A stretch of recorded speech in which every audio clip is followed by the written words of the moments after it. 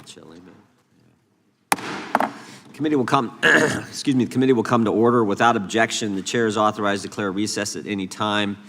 We welcome everyone to today's hearing on oversight of the Federal Bureau of Investigation.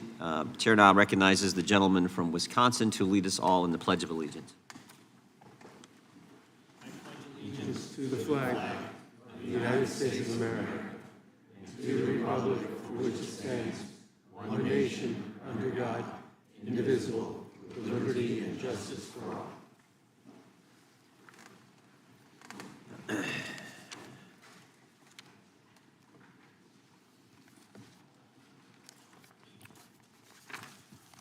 I want to begin today's hearing by recognizing the fact that we no longer have one of our great members with us. Sheila Jackson Lee, as we all know, passed away. She was a dedicated public servant. Her service on this committee, excuse me, spanned nearly 3 decades and included shepherding through countless pieces of legislation. I said yesterday at subcommittee hearing that I don't know that there was any member of Congress who got more out of 5 minutes than Sheila Jackson Lee did. And she was just a pleasant spirit who we all enjoyed. And we're thinking about her family. We all certainly will miss Sheila. I yield to the ranking member for comments. Thank you, Mr. Chairman. Mr. Chairman, this room and our hearts feel a little emptier today as we mourn the loss of our dear friend and colleague, Sheila Jackson Lee. In the nearly 30 years that I served with Sheila on the Judiciary Committee, I witnessed her boundless energy, her courage, and her character as she lent her voice and her legislative talents to nearly every issue that came before this committee.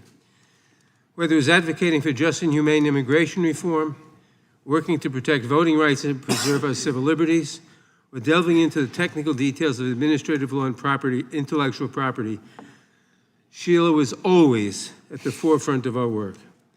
Sheila made perhaps her greatest mark serving as the chair and later ranking member of the Crime Subcommittee.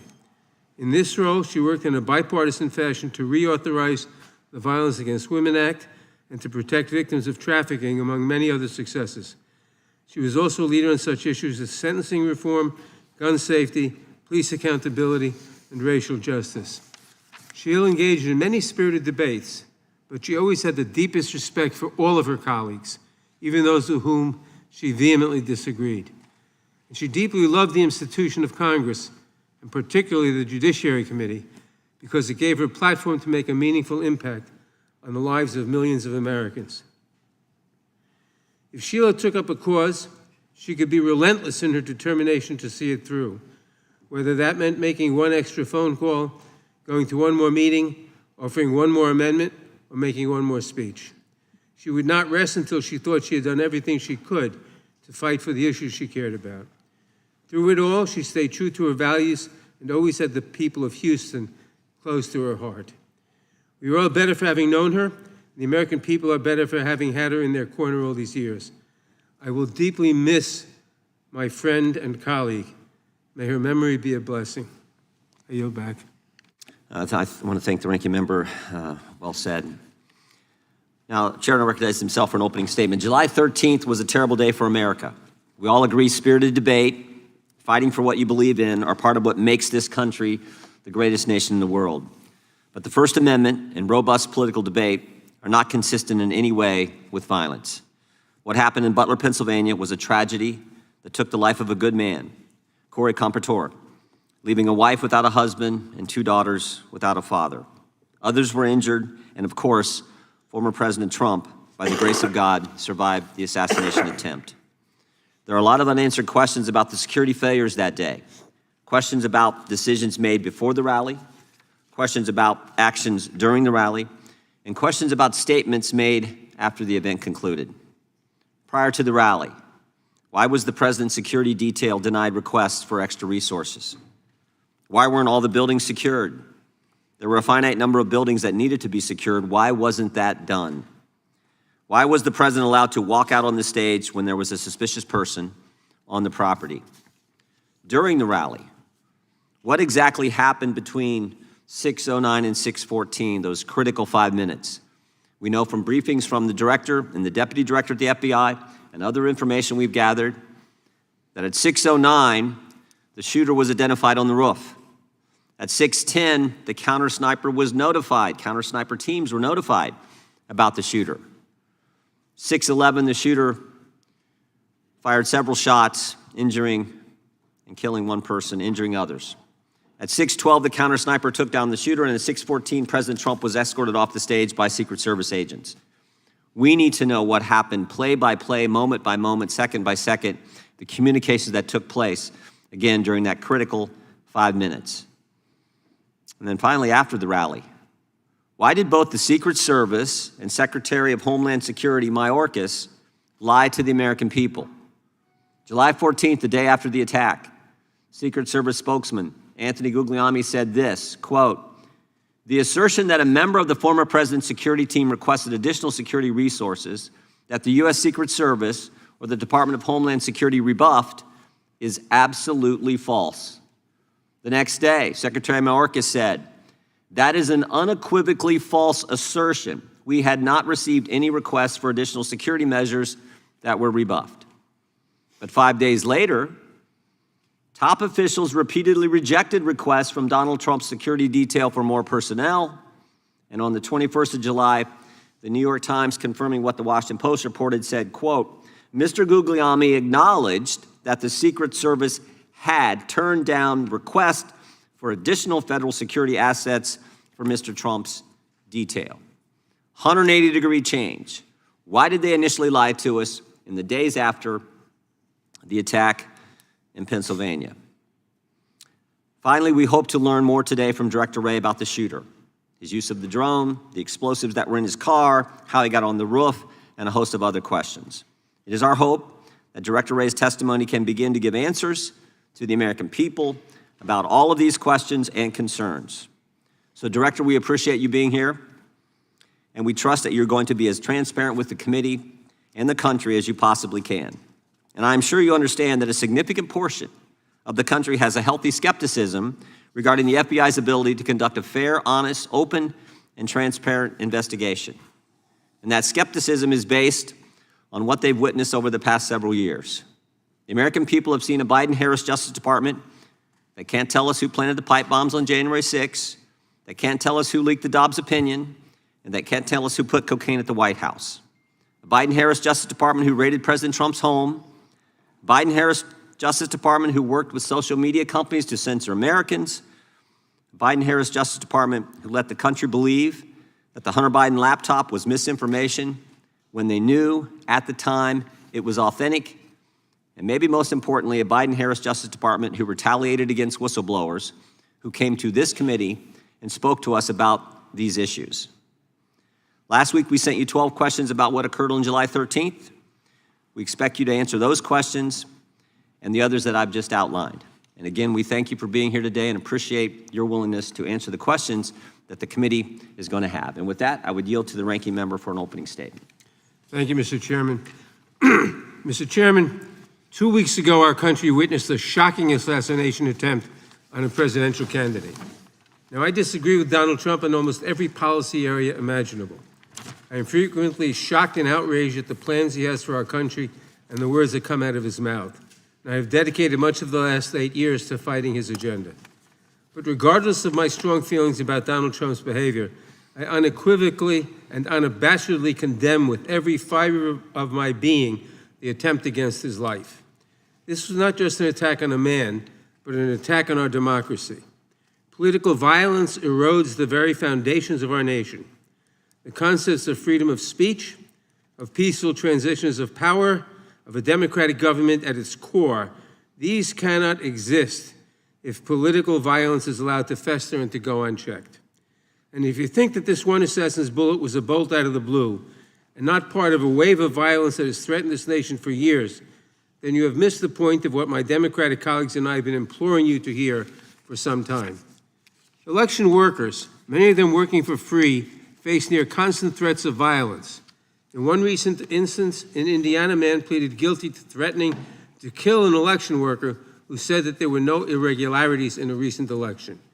That man said, quote, 10 million plus patriots will surround you when you least expect it and will, expletive, kill you, close quote.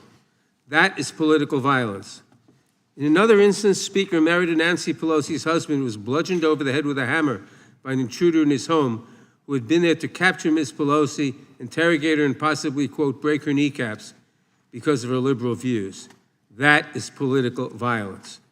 The death threats surging against Vice President Harris, former President Obama and his wife Michelle, and Governor DeSantis, as well as many others, including videos online of individuals holding guns making assassination threats.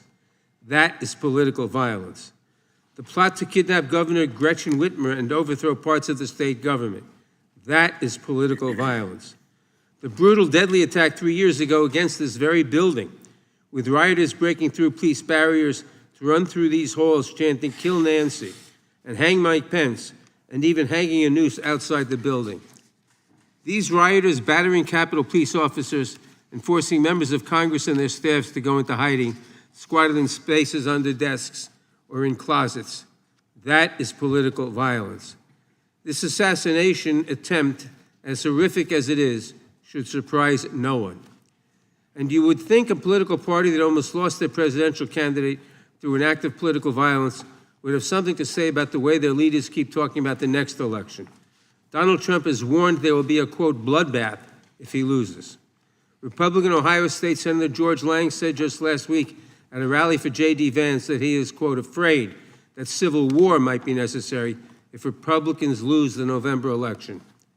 President of the right-wing think tank and Project 2025 leader, the Heritage Foundation, Kevin Roberts, said on Stephen Bannon's podcast, quote, "We are in the process of the second American Revolution, which will remain bloodless if the left allows it to be," close quote. Republican former Alaska Governor Sarah Palin said in August of last year of Trump's indictments, "Do you want us to be in civil war? Because that's what's going to happen. We're not going to keep putting up with this. We do need to rise up and take our country back," close quote. I could go on, but it's more and more of the same. And I hear nothing from the other side of the aisle in this room about these statements. Do you support a bloodbath if you don't get the election outcome you want? Do you justify violence if the left does not agree with you? And what exactly has preoccupied this Republican majority while their allies threaten violence to their political enemies, real and imagined? We have chased down baseless conspiracy theories designed solely to influence the 2024 election in favor of Donald Trump. We have spent millions of dollars and thousands of hours of staff time in more than 100 transcribed interviews chasing false accusations against President Biden, supporting an impeachment effort that seemed designed to fail, and hunting for a smoking gun that simply does not exist. And instead of admitting that these investigations found no corruption, coercion, or unethical behavior by the Biden administration, Republicans chose to just dig deeper and spend more money. Imagine what could have happened if we had spent these thousands of hours of staff time and those millions of taxpayer dollars addressing even one aspect of the political violence that now threatens our country. Perhaps, had this Republican majority lifted a finger to help a nation that is awash in guns, the assassin Butler would not have had such easy access to the weapon he used to fire on that crowd. Director Wray, your agency is responsible for addressing some of the most serious issues of our time. The Bureau fights gun violence, which claims the lives of 40,000 Americans every year. It protects election security from growing threats from malign foreign actors who are working tirelessly to influence our elections. It protects against domestic terrorists and violent extremists who have been a growing threat in recent years and have carried out horrific mass shootings and deadly events around the country. And so much more. I apologize to you, Director, that instead of supporting you in these missions in the 118th Congress, some of my colleagues have instead hindered your work, maligned your agents, and called to abolish and defund your agency, all for political gain. It is despicable, especially from the party that claims to, quote, back the blue. And I know that you and your many agents and employees have paid the price for these baseless attacks. I know you have faced a barrage of threats, distrust, and vitriol from the public as a result of these wild, politically driven conspiracies. I know it has become even more dangerous and difficult for you to come to work each day. I may not agree with you on everything, but I sincerely thank you and every employee in your agency who continues to protect our country. The FBI is vital to keeping America safe, and I pray that today we can focus on the real substantive work of the agency. It is the least we owe our country in these times. I yield back. Gentleman yields back. Without objection, all other opening statements will be included in the record. We will now introduce today's witness. The Honorable Christopher Wray has been the Director of the FBI since 2017. He previously served as the Assistant Attorney General for the Criminal Division of the Department of Justice, the Principal Associate Deputy Attorney General, and Associate Deputy Attorney General, and as Assistant U.S. Attorney for the Northern District of Georgia. Again, Director Wray, you've been here many times. We appreciate you being here today, and look forward to your testimony and answering our questions. We will begin by swearing you in. Would you please rise and raise your right hand? Do you swear or affirm under penalty of perjury that the testimony you're about to give is true and correct to the best of your knowledge, information, and belief, so help you God? Let the record let the record reflect that the witness has answered in the affirmative. Thank you, and please be seated. We have votes coming in about 10 minutes, but we definitely want to get through your opening statement as far as we can, and this is going to be an interesting day on Capitol Hill with the Prime Minister of Israel here as well. So, Director Wray, you're recognized for your opening statement. Good morning, Chairman Jordan, Ranking Member Nadler, members of the committee. I want to begin by offering my condolences on the passing of Representative Jackson Lee, who served the people of Texas in this body and on this committee for so long. Thank you all for your support of our efforts to protect the American people and uphold the Constitution. I am proud to be here today representing the 38,000 special agents, intelligence analysts, and professional staff who make up the FBI, men and women who every day work relentlessly to counter the most complex threat environment I've seen in my tenure as FBI director, maybe in my entire career in law enforcement. Before I go any further, I also want to acknowledge and offer my deepest condolences to the victims of the horrific assassination attempt in Butler County. To the friends and family of Corey Comparator, who by all accounts lost his life protecting others from danger. To the other victims, two of whom were critically wounded. And of course, to President Trump, former President Trump and his family. As I've said from the beginning, the attempted assassination of the former president was an attack on our democracy and our democratic process, and we will not and do not tolerate political violence of any kind, especially a despicable account of this magnitude. And I want to assure you and the American people that the men and women of the FBI will continue to work tirelessly to get to the bottom of what happened. We are bringing all the resources of the FBI to bear, both criminal and national security. Now, there's a whole lot of work underway and still a lot of work to do, and our understanding of what happened and why will continue to evolve, but we're going to leave no stone unturned. The shooter may be deceased, but the FBI's investigation is very much ongoing. To that point, I also want to acknowledge that I recognize both the congressional and the public interest in this case and the importance of this investigation to the American people. And I understand there are a lot of open questions.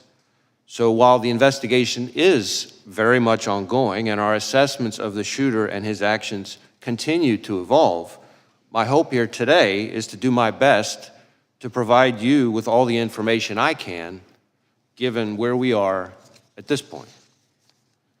I have been saying for some time now that we are living in an elevated threat environment. And tragically, the Butler County assassination attempt is another example, a particularly heinous and very public one, of what I've been talking about. But it also reinforces our need at the FBI and our ongoing commitment to stay focused on the threats, on the mission, and on the people we do the work with and the people we do the work for. Every day, all across this country and indeed around the world, the men and women of the FBI are doing just that, working around the clock to counter the threats we face. Just in the last year, for example, in California, the FBI and our partners targeted an organized crime syndicate responsible for trafficking fentanyl, meth, and cocaine all across North America. We charged the Mexican-based suppliers who brought the drugs into the United States, a network of Canada-based truck drivers who delivered the drugs, and the distributors in the United States who spread the poison into our communities. Staying on threats emanating from the border, I have warned for some time now about the threat that foreign terrorists may seek to exploit our southwest border or some other port of entry to advance a plot against Americans. Just last month, for instance, the Bureau and our Joint Terrorism Task Forces worked with ICE in multiple cities across the country as several individuals with suspected international terrorist ties were arrested using ICE's immigration authorities. Leading up to those arrests, hundreds of FBI employees dedicated countless hours to understand the threat and identify additional individuals of concern. Now, the physical security of the border is, of course, not in the FBI's lane, but as the threat has escalated, we're working with our partners in law enforcement and the intelligence community to find and stop foreign terrorists who would harm Americans and our interests. As concerning as the known or suspected terrorists encountered at the border are, perhaps even more concerning are those we do not yet know about because they provided fake documents or because we didn't have information connecting them to terrorism at the time they arrived in the United States. Staying ahead of today's threats demands that we work together. And for the FBI, that means doubling down on our partnerships, especially with state and local law enforcement. Whether it's working through our hundreds of joint terrorism task forces, to build out source networks, to identify those who slip through the cracks, or targeting the worst of the worst responsible for the violence that still plagues far too many communities through our Safe Streets task forces, or taking the fight to the cartels responsible for trafficking the dangerous drugs like fentanyl, pouring into our country and claiming countless American lives. Staying ahead of the threat also means continuing to disrupt the cyber criminals ravaging businesses, large and small, and confronting nation states like China, targeting our innovation and our critical infrastructure. At the Bureau, we're proud to work side by side with our brothers and sisters in federal, state, and local law enforcement, our partners in the intelligence community, and others around the world to fulfill our commitment to keep Americans safe. Now, on Friday, the FBI will celebrate its 116th anniversary. 116 years of protecting the American people and upholding the Constitution. 116 years of working with our partners to safeguard the communities we serve. 116 years of innovating to stay ahead of the complex, evolving, and very real threats out there. I am proud of the legacy the men and women of the FBI have built and all they have accomplished for the American people. So, if I may, as we approach this week's anniversary, I would just like to say to all those who are part of the FBI family, from our current employees to our formers and to our partners across law enforcement and the intelligence community, thank you. Thank you for dedicating your lives to this country and to its people. It is both humbling and an honor to serve alongside you, and I look forward to the work we're going to continue to do together. And with that, thank you again for having me, and I look forward to our discussion. Thank you, Director Wray. Excuse me. We'll now proceed under the 5-minute rule. The gentleman from North Carolina is recognized for 5 minutes. Thank you, Mr. Chairman. Director Wray, I'm way down here, and I appreciate the chairman giving me this because I've got to leave. But let me ask this question. Why doesn't the FBI disclose to the American people all of the investigative detail and evidence that you are gathering as it is gathered? Well, we have tried to be transparent with both Congress and the American people as we're going along in the investigation, frankly, unusually so for an ongoing investigation given the sheer nature of it. We have provided a lot of information. I expect to continue to provide information. I expect to be able to provide some additional information here today in response to your questions and your colleagues. But part of the issue is that, as like in any investigation, as we proceed, facts evolve. Our understanding of what somebody said turns out to have more context that we didn't have before.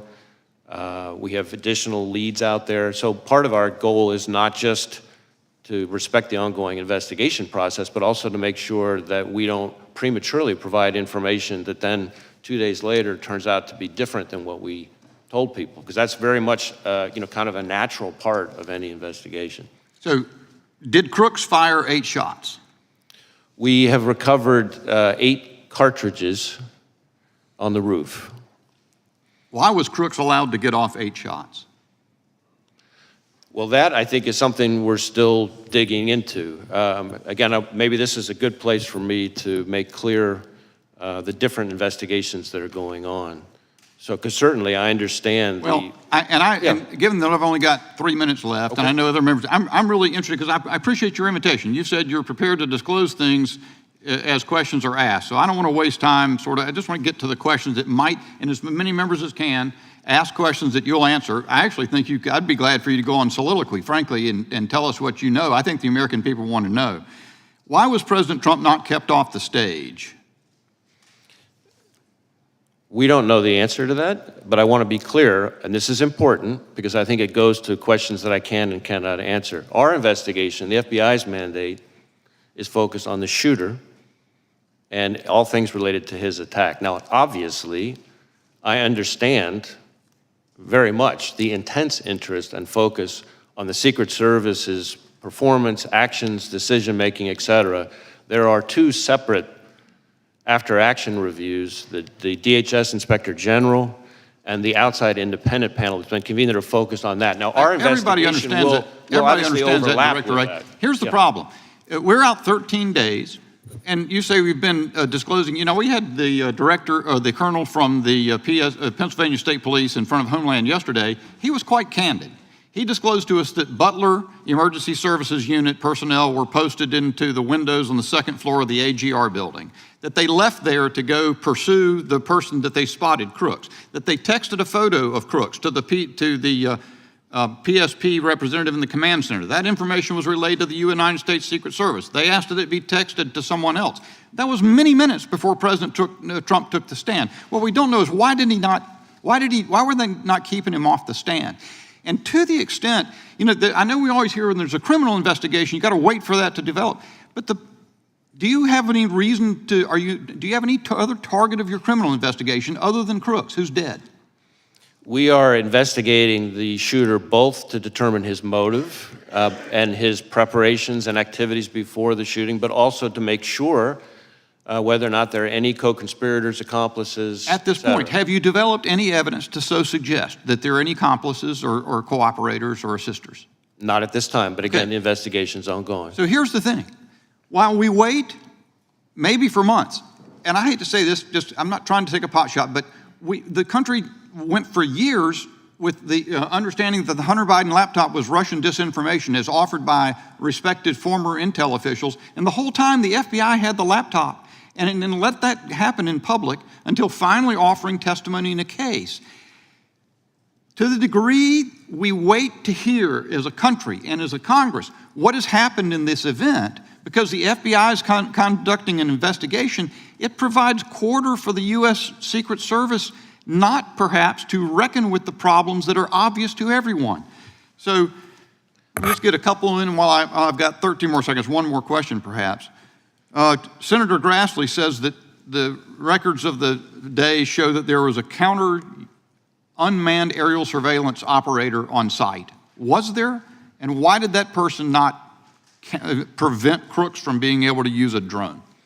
So again, questions about the Secret Service's performance are better directed to those other reviews. What I can tell you when it comes to drones is that Crooks himself had a drone, and I'm prepared to answer questions here today about the shooter and his use of the drone, for example. My time's expired. Gentleman yields back. The ranking member is recognized for 5 minutes. Thank you, Mr. Chairman. As I said in my opening statement, political violence is a scourge and entirely unacceptable, no matter the source or the target. Last October, a far-right conspiracy theorist broke into Nancy Pelosi's home and bludgeoned her husband. Prominent Republicans mocked the attack and promoted conspiracy theories about it. Last August, an armed Utah man who threatened to kill President Biden was killed as FBI agents attempted to serve a warrant on him hours before President Biden landed in his state. Some on the right claimed that the man was simply a, quote, Second Amendment enthusiast. In recent weeks and months, those on the right have repeatedly called for, quote, civil war, with an Ohio state senator saying that if Republicans lose the election, quote, it's going to take a civil war to save the country, and it will be saved. The president of the Heritage Foundation likewise said that, quote, we are in the process of the Second American Revolution, which will remain bloodless if the left allows it to be, close quote. Director Wray, it's obviously important that we respect First Amendment protections, but there is clearly a point at which some violent rhetoric crosses over into threats of violence or leads to actual violence. Could you describe how the FBI looks at this relationship between rhetoric and action and what you are seeing around the country? So I appreciate the question, and this is an issue that I've been talking about for some time. In our view, there is a right way and a wrong way under the First Amendment to express your views, no matter how passionate or even angry you are. And violence and threats of violence is not the right way.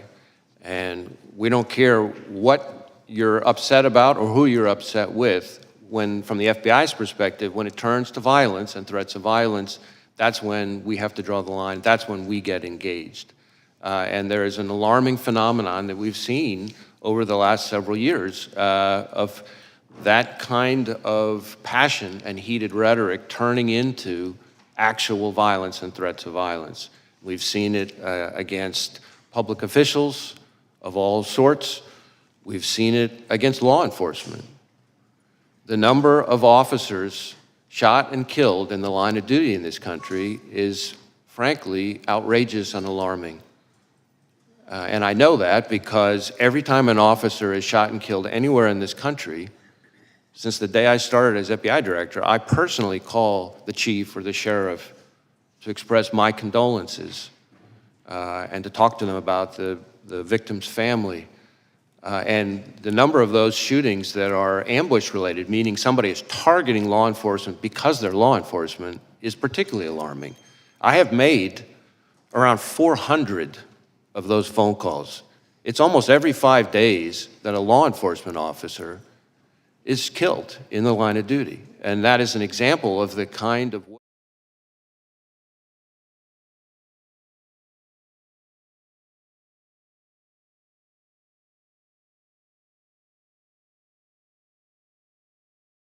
families and their staffs have witnessed an alarming rise in threats against them. I appreciate the work your agency has done to investigate and address these threats, but I'm concerned that we do not seem to be stemming the tide. What is the FBI doing to ensure that members of Congress, their families, and their staffs are safe? So we have a very close relationship with the Capitol Police, and we have members of the Capitol Police, for example, who are on some of our task forces. We share intelligence information about things that we're seeing, trends that we're seeing with Capitol Police and others in law enforcement.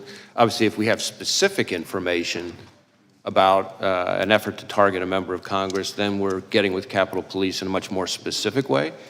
But those are some of the things that we're doing. Thank you. Now, Director, your office is leading the investigation into the attempted assassination of Donald Trump. Republicans in Congress, including members of this committee, have repeatedly called for defunding the FBI. What impact would defunding or even just limiting your funding have on the FBI's ability to conduct this and other investigations?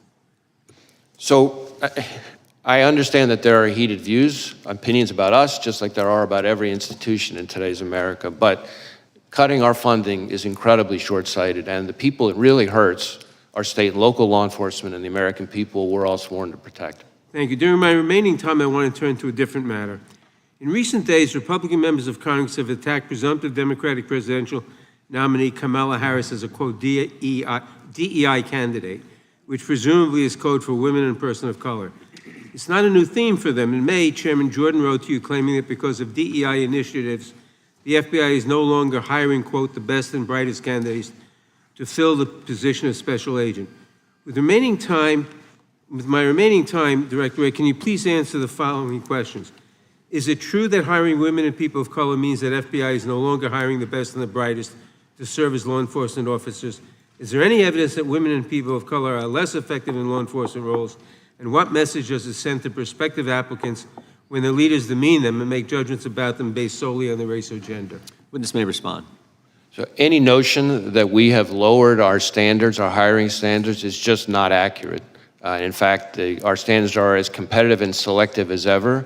We have tens of thousands of people applying, and our selection rate is about 3.1%, which is more selective than just about any university in the country. And most of our applicants, I think something like 50% of them are coming from military or law enforcement backgrounds. About 50% of them also have advanced degrees. The average age is around 31, which means they're bringing a wealth of personal and professional experience when they arrive. And to suggest that those people, because of efforts related to diversity or anything like that, are less qualified, frankly, is not at all consistent with what I see, having visited all of our field offices and seen these young people in action, and I think is an insult to those hardworking men and women who've signed up to dedicate their lives for this country. Thank you, Director. I yield back. Gentleman yields back. Director, let me go back to where Mr. Bishop was. Tell me about the drone. You act like you wanted to fill us in on that. Fill us in. So we have recovered a drone that the shooter appears to have used. It's being exploited and analyzed by the FBI lab. The drone was recovered in his vehicle. So at the time of the shooting, the drone was in his vehicle with the controller. In addition, our investigation has uncovered. Do you know what time of day he flew it, and if he flew it on the day of the shot? Yeah. Oh, I'm sorry. Go ahead. So in addition, it appears that around 3:50 p.m., 4 o'clock in that window, on the day of the shooting, that the shooter was flying the drone around the area 2 hours. for about 11 minutes. I want to be clear, but when I say the area, not over the stage and that part of the area itself, but I would say about 200 yards, give or take, away from that. We think, but we do not know, so again, this is one of these things that's qualified because of our ongoing review, that he was live streaming, viewing the footage from that, again, about 11 minutes in around the 3:50, 4 o'clock p.m. range. 2 hours before, he's flying a drone in the vicinity of the route. About 200 yards away, yes. 200 yards. Okay, that's important information. What about the bombs that we've heard about in the shooter's car?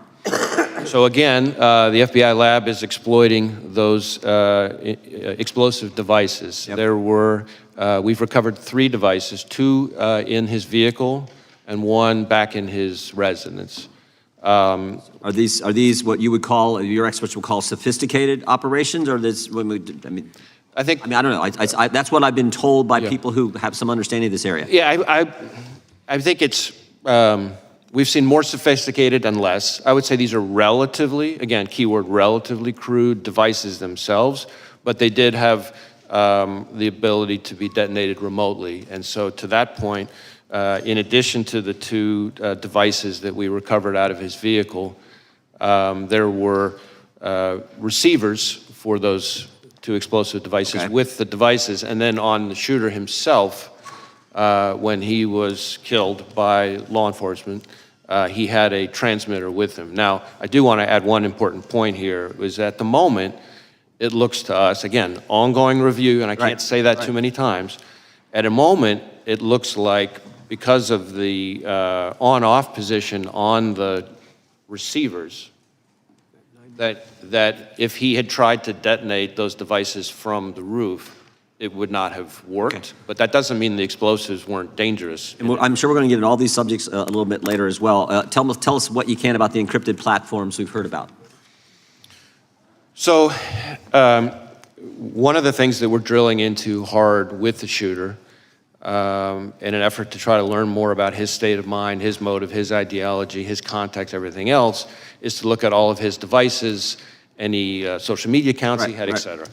And one of the things we've learned in finally getting into his phone, which was also a significant technical challenge from an encryption perspective, but in addition, once we got on the phone, it turned out he was using some encrypted messaging applications. And again, the same question relative to the bombs. Was this pretty sophisticated, or is this is the kind of the norm you see with folks like, similar situation? How would you describe on this subject, I would say this has unfortunately now become very commonplace, and it's a real challenge for not just the FBI, but state and local law enforcement all over the Tell me exactly the scope of, does the scope of your investigation include what I call that critical 5 minutes from when the 6:09, when this is based, I think, on information you've given to Congress, 6:09 when the shooter's identified on the roof, and 6:14 when President Trump is ultimately escorted off, and all that happens, the shots that take place in between there.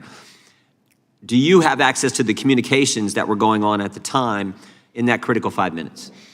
So our investigation, when you say scope, our investigation includes that time frame, although focused again on the shooter himself. I understand. And his But the now, shooter's as involved part in of that. He's obviously involved in that time frame. Correct. And as part of that, as part of our focus, our investigation of the shooter and the attack, of course, we are interviewing law enforcement from the scene because those are some of the most significant witnesses, and we're obviously getting access to their materials and that kind of thing. And the Secret Service has been fully cooperative. You have access to the communications that exist there. That exact question, as I sit here at the moment, I don't know the exact answer to that question, but I know that Secret Service has been cooperative with us. The Congress would like access to those communications as well. I mean, not just that 5 minutes, although I think that's the critical time frame. There's lots of communications we'd love to have access as well. I see my time is up, and they have called votes on the floor. I think there are about 6 minutes left in votes, so the committee will stand in recess until approximately 10 minutes after votes conclude on the House floor.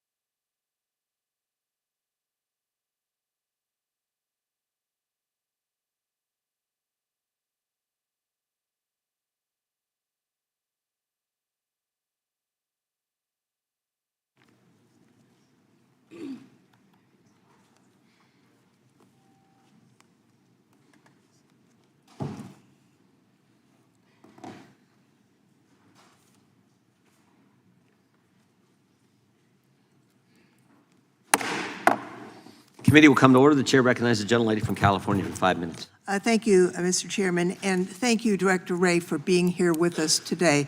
Before I ask anything, let me just echo the comments made by others, especially the ranking member, decrying the state of political violence in this country. It's completely unacceptable. We have a democratic system that allows for us to disagree, but not to take those disagreements to violence. That's what we have elections for. And I want to also thank you and all of the FBI for the work that you do, and frankly, the abuse, unwarranted abuse and criticism that have been directed to you by conspiracy theorists and others. It doesn't make your hard job any easier, and I want you to know that many of us notice that and appreciate the work that you and your team are doing. Let me just ask a couple of quick questions. First, many of us are interested in the motives of the shooter here. When it's an assault on a political figure, you immediately assume there's a political motive, and that may be the case here. We don't know yet. But I was interested in what you're seeing on his phone. The press has reported that he had pictures not only of Mr. Trump, but of Mr. Biden and various other members, political figures. Can you discern, was there an element of, mainly Republicans, maybe Democrats? Was it all over the board? Can you enlighten us about that? Well, this is a place where it's particularly important for me to reiterate the caveat that I've included before, because in this instance in particular, we have a lot of legal process out for additional accounts and things like that that the shooter is associated with. So we're hoping to learn more, and we're still exploiting a number of the digital devices. Right. I think it's fair to say that we do not yet have a clear picture of his motive, and I think it's important for me to explain, because I understand, of course, why everybody wants to know the answers to those questions. Often in an investigation, from interviewing people that the subject was in close contact with, looking at the individual's social media accounts, messages, often things, physical evidence in the person's residence. You might see a manifesto, things like that. We're not seeing that yet, but we are digging in hard because this is one of the central questions for us. What I can say is that the shooter appears to have done a lot of searches of public figures in general, but so far we're seeing kind of news articles and things like that, and so the images that have been reported about, really what we're talking about there are when you do a news search of an article, the image appears in the cache, as opposed to like a search for that specific individual. But again, I really want to be clear that that's a place that we're doing a lot of work right now, and so more to come on that. Well, I thank you for that clarification. We're interested also in the role of access to weapons when it comes to this terrible crime. The shooter used a semi-automatic rifle, really a weapon of war, that sadly has also been used in mass shootings around the country, including in my own district. It seems to me that the assault weapons ban that was once in place has to be a part of the national answer to curbing the epidemic of gun violence in America. I wonder if you could, with your help, Director Wray, understand a few aspects of the investigation.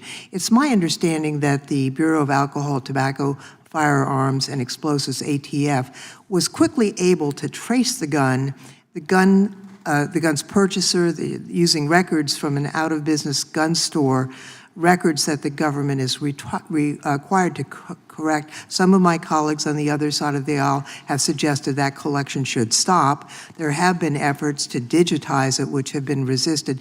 Can you tell us about how the origin of this gun purchase was discovered and the technology used? I guess what I can say is we located a number of firearms associated with the shooter and his family. I think it was a total of, 14 in the house. The weapon that he used for the attempted assassination was an AR-style rifle that was purchased legally, that he, is my understanding, acquired, I think bought actually from his father, who was the one who originally bought it, again, legally. Thank you, Mr. Chairman. My time has expired, so I yield back. Gentlelady yields back. Gentleman from California is recognized. Thank you.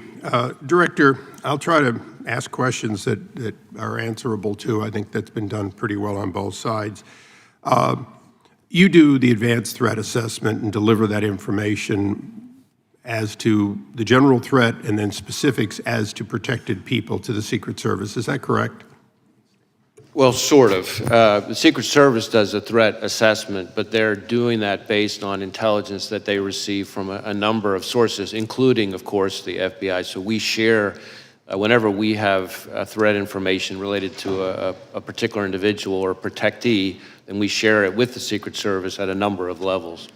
So you're a participant, but ultimately the responsibility for threat assessment as to these individuals belongs to the Secret Service.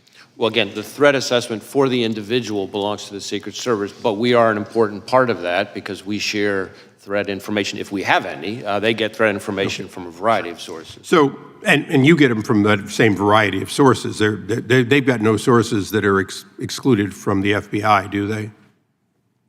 Well, I don't know. I'm not aware of any that are excluded from the FBI, but they may receive information that comes directly to them that didn't come to us. Sure. Okay. Director, do you believe that former President Trump was a high-risk threat under your assessment? Well, I believe that former President Trump, really, frankly, like any president or former president, is a very high-profile figure and attracts a lot of, unfortunately, of the kind of threats we've been talking about. It's fair to say, not on a scale of 1 to 1,000,000 with little nuances, but on a scale of 1 to 10, President Trump's risk was very similar to a current president, very similar to, because he was the presumptive nominee and leading in the polls and so on, that he was a high risk by any standard. Is that correct? Certainly, there's a reason why he has so much protection around him. Okay. Robert F. Kennedy Jr., the son of assassinated senator and the nephew of an assassinated president, would you say he was also, as a presidential candidate, at significant risk? Again, I think any presidential candidate raises some level of risk. It might vary from candidate to No, but it's clearly a risk. Okay. In a nutshell, the day before this attack, President Trump was documented not to have gotten on multiple occasions from the Secret Service what they asked for.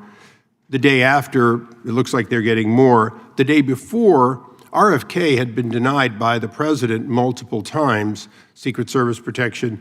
The day after, he now has it.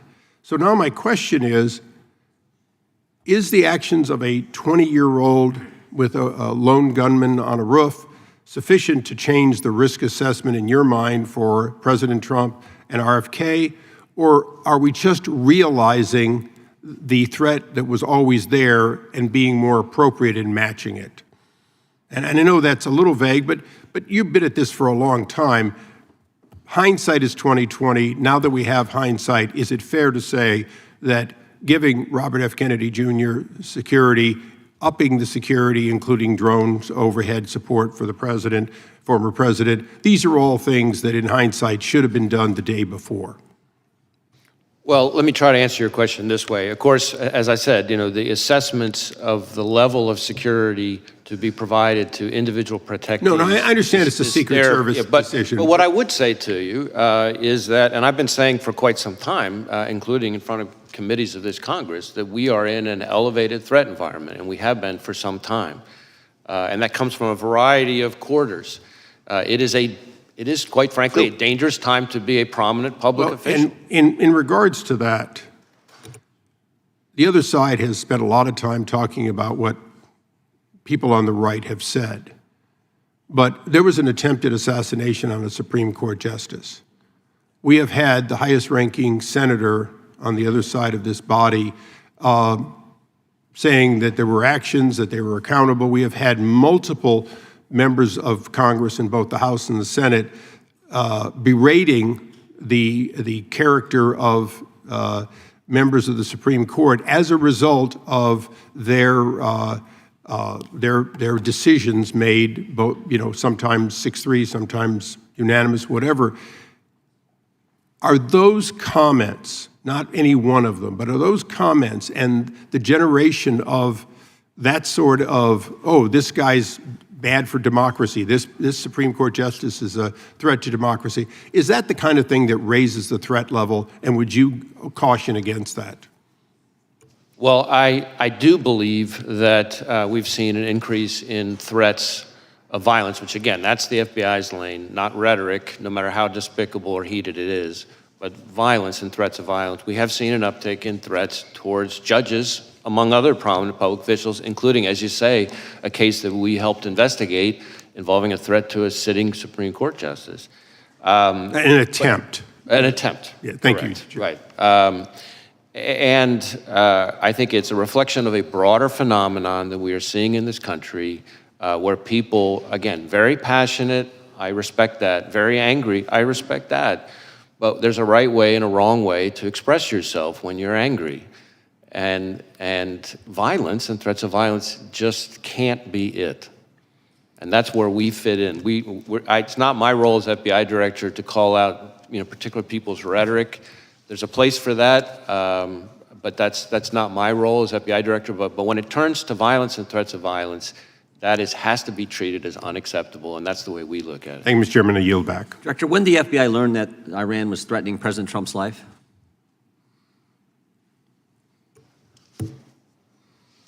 So I want to be a little bit careful here, not to talk about specific classified information, but we have been for quite some time, and I'll stick with what's in the open record.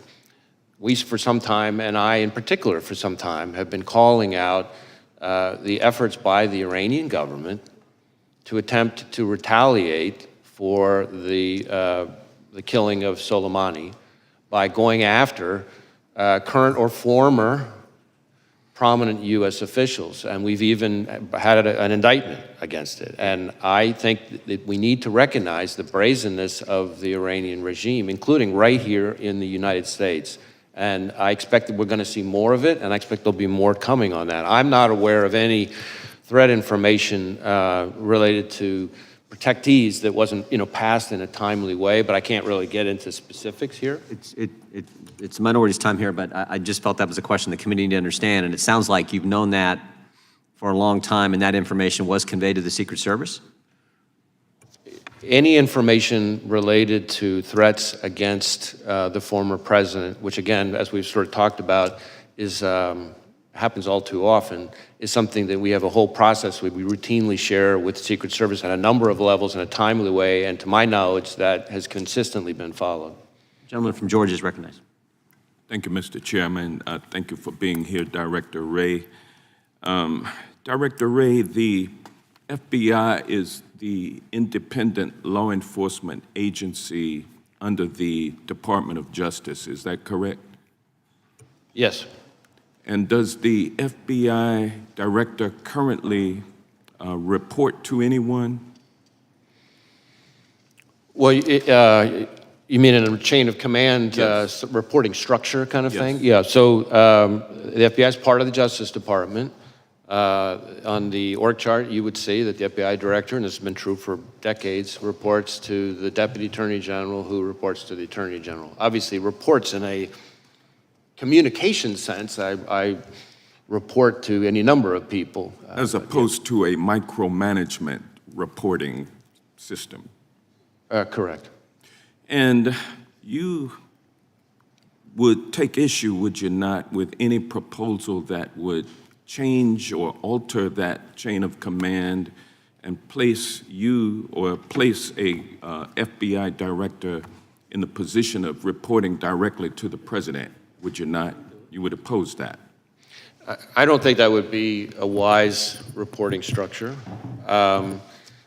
I think the structure that we've had for decades now makes sense.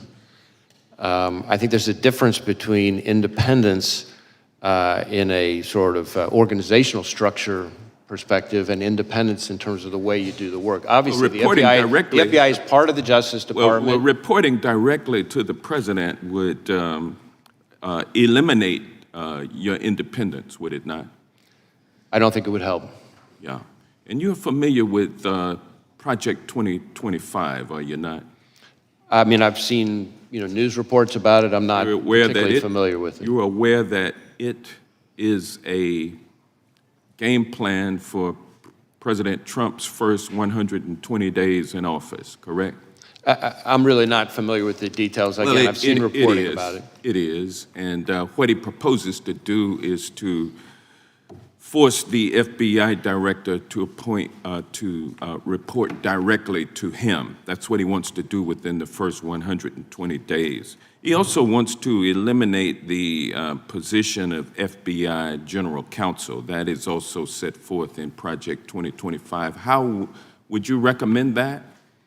I think the FBI's Office of General Counsel serves an incredibly important role, including in terms of advising our workforce. We have 38,000 people. The idea of having an organization like ours, an independent law enforcement agency like ours that doesn't have its own general counsel's office doesn't make sense to me. Well, it would seem like any proposal that would force the director to report to the president, and then there would be no legal counsel for the director of the FBI. That seems like it's an attempt to neuter the FBI and render it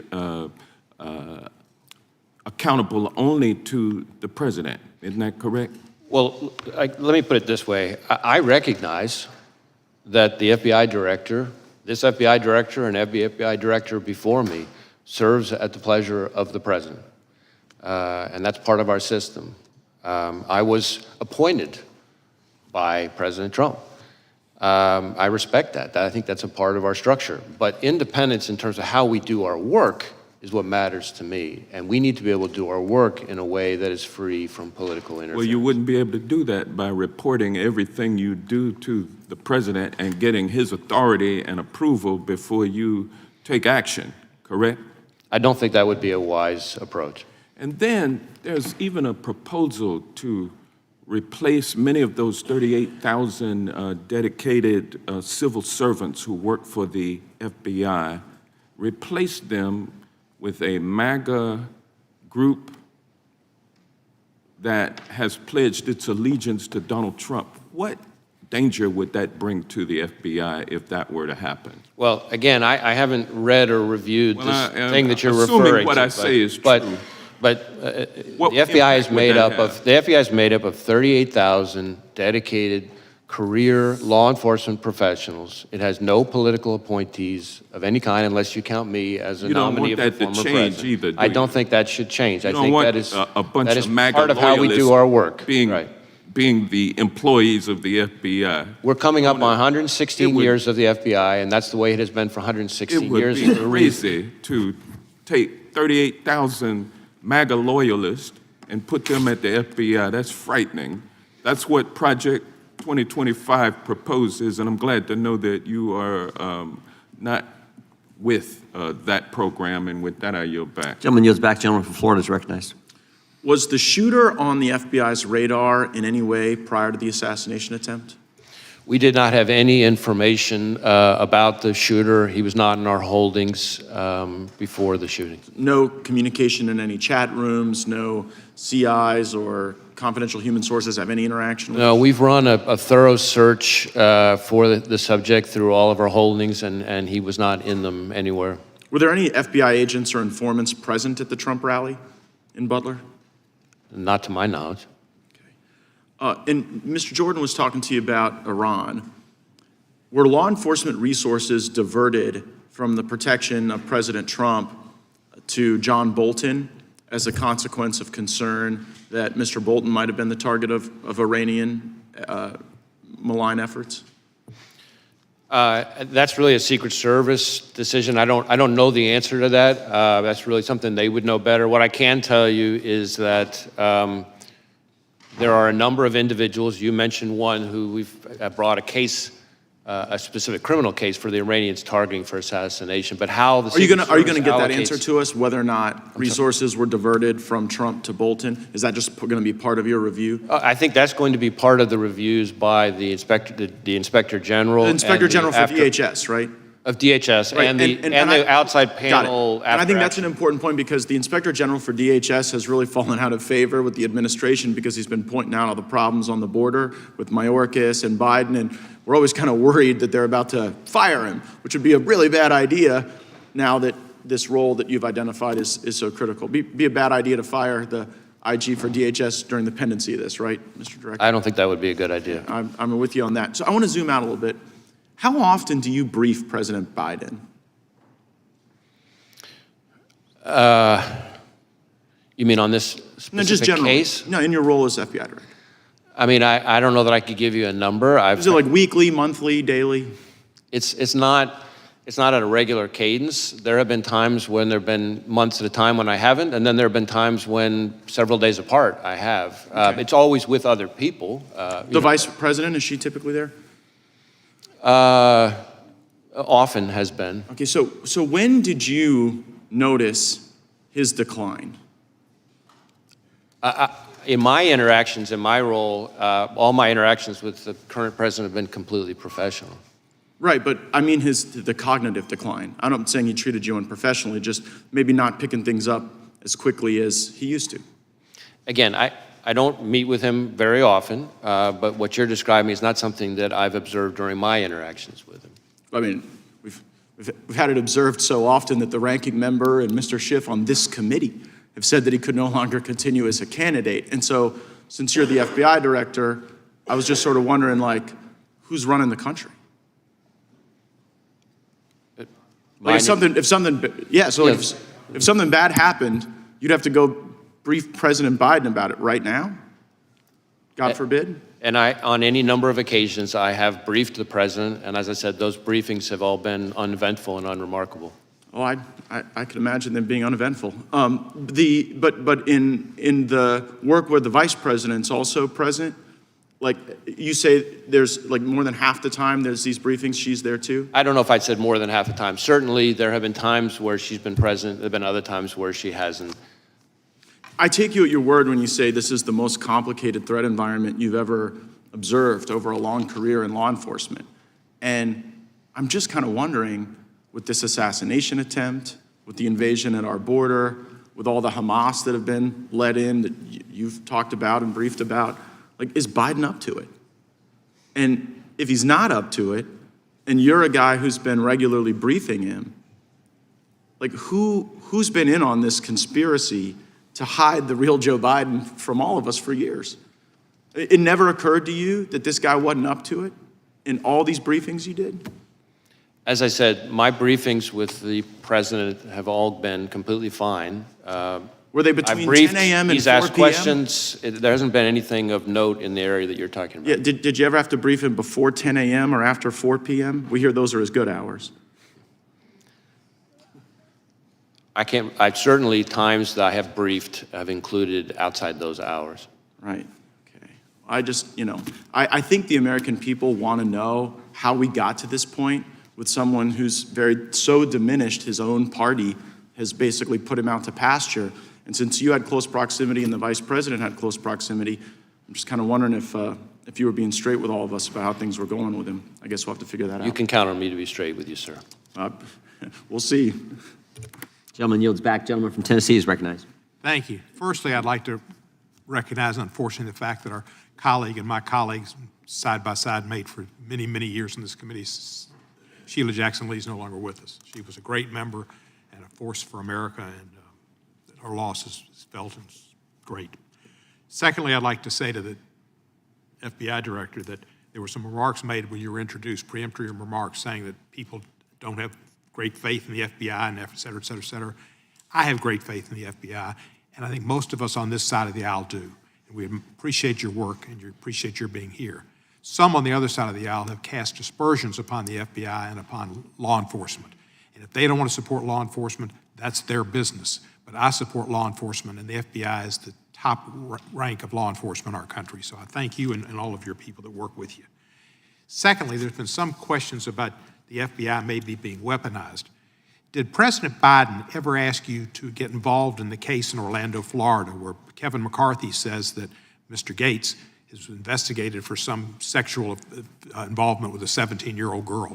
Did the president or anybody in the Democratic Party, as Mr. McCarthy has suggested, weaponized you and tried to get you involved in that case?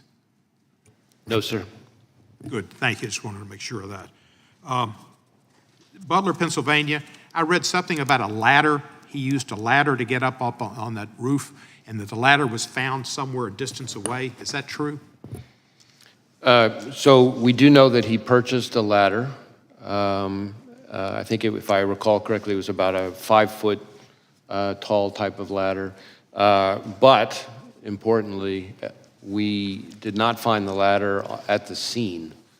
So it's not clear that he used the ladder to get on top of the roof. So you don't think we're the ladder... still digging into all that, things related to the ladder and his access to the roof. But he did buy a ladder, but the ladder was not found at the scene. Ladder didn't have any feet on it. It didn't walk off. Oh, yeah, right. Thank you, sir. There have been a lot of threats against public officials. We've seen Mr. Scalise terribly shot, and we saw Gabby Gifford shot, and other Congress people, and many of us have had death threats. And the FBI has, I think, been made aware of those to help protect us, and I appreciate that greatly. But we've also had election officials and poll workers threatened. What is the FBI doing in consultation with other law enforcement to ensure every eligible voter can safely and confidently cast a ballot this year? So when it comes to threats to election workers in particular, we participate in the election threats task force that DOJ set up.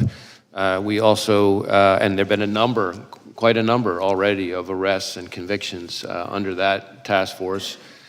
We have got a number of investigations underway that involve all kinds of threats to election workers, ranging from online threats to, there was even some mailings that included fentanyl.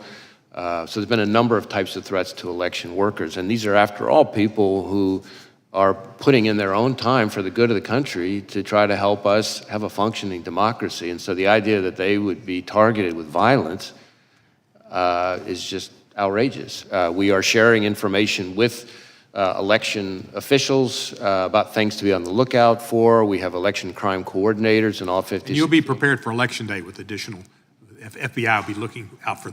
Yes. Thank you, thank you. Jeffrey Epstein,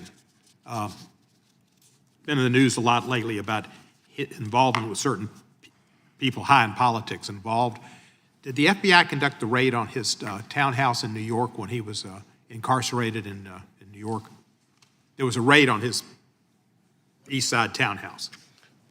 Well, I don't know about a raid. I know we executed a number of searches in the course of our fairly extensive investigation related to Mr. Epstein. Can you tell me if, during that search, if you came across and have within the possession of the FBI tapes of him with other individuals that he might have taken in, people in compromising positions? Yeah, I don't know that there's anything I can share related to that. I can see if there's information we could provide and maybe get back to you on it. If there were tapes of people in prominent positions, friends of his he posed for pictures with, possibly in compromising positions, it would be, the public, I think, has a right to see those. Well, I mean, how we handle evidence recovered in a criminal investigation has all kinds of rules that apply to it. I recognize the intense public interest in the subject, but we'd have to follow our rules. But I'm happy, like I said, I'm happy to follow up with my team on it. Thank you, sir, and I appreciate your service, and thank you for being here today. The gentleman yield the last 5. Chair now recognizes the gentleman from Arizona. Thank you, Mr. Chairman, and thank you, Director Wray, for being here. How many shots did the shooter fire? Well, we know that he fired at least 8 because we recovered 8 cartridges on the roof. Okay, and are all the cartridges and the unspent bullets, have they been, you know how many there are? You've accounted for all of those? We yeah. We believe we have. Again, there was lots of work still ongoing, but yes, we believe we have accounted. And did the recovered shells, the cartridges, match the shooter's rifle? My recollection is yes. Okay. And you conducted analysis that confirms that? Well, we work with ATF, but yes, so some of the work has been divided up. But. And how many shells casings were recovered from the location of the counter snipers? I'm sorry, I couldn't hear the last part. From the counter snipers location? That I don't have the answer, at least here at my fingertips. Okay. Did the blood and tissue pattern of the shooter, did it match the stories or the witness testimony that you've heard so far? Can you, well, I'm not sure I'm following the question. Well, I assume you've interviewed the counter snipers, or you have that evidence, and other witnesses describing the kill of the shooter. And I'm wondering if the blood and tissue and brain matter is consistent with the testimony that you're receiving. In other words, is the physical... In terms of the manner of death? Exactly. Is the Yeah. physical evidence consistent with where the shot from the counter sniper took place? Yeah, so the autopsy is being handled by, as is not unusual, the state authorities. My understanding is, thus far, I don't think it's fully complete, which is not, again, not totally unusual. But so far, nothing remarkable on that front. That's from the body itself, but from actually the scene where the shooter was found, is everything consistent with the testimony, the physical evidence at the scene? Is that consistent with the testimony you've seen, that you've heard so far? So far, yes. Again, ongoing investigation. Were you able to determine whether the shooter took the gun up with him when he climbed up to the top of the roof, or was it already placed there somewhere?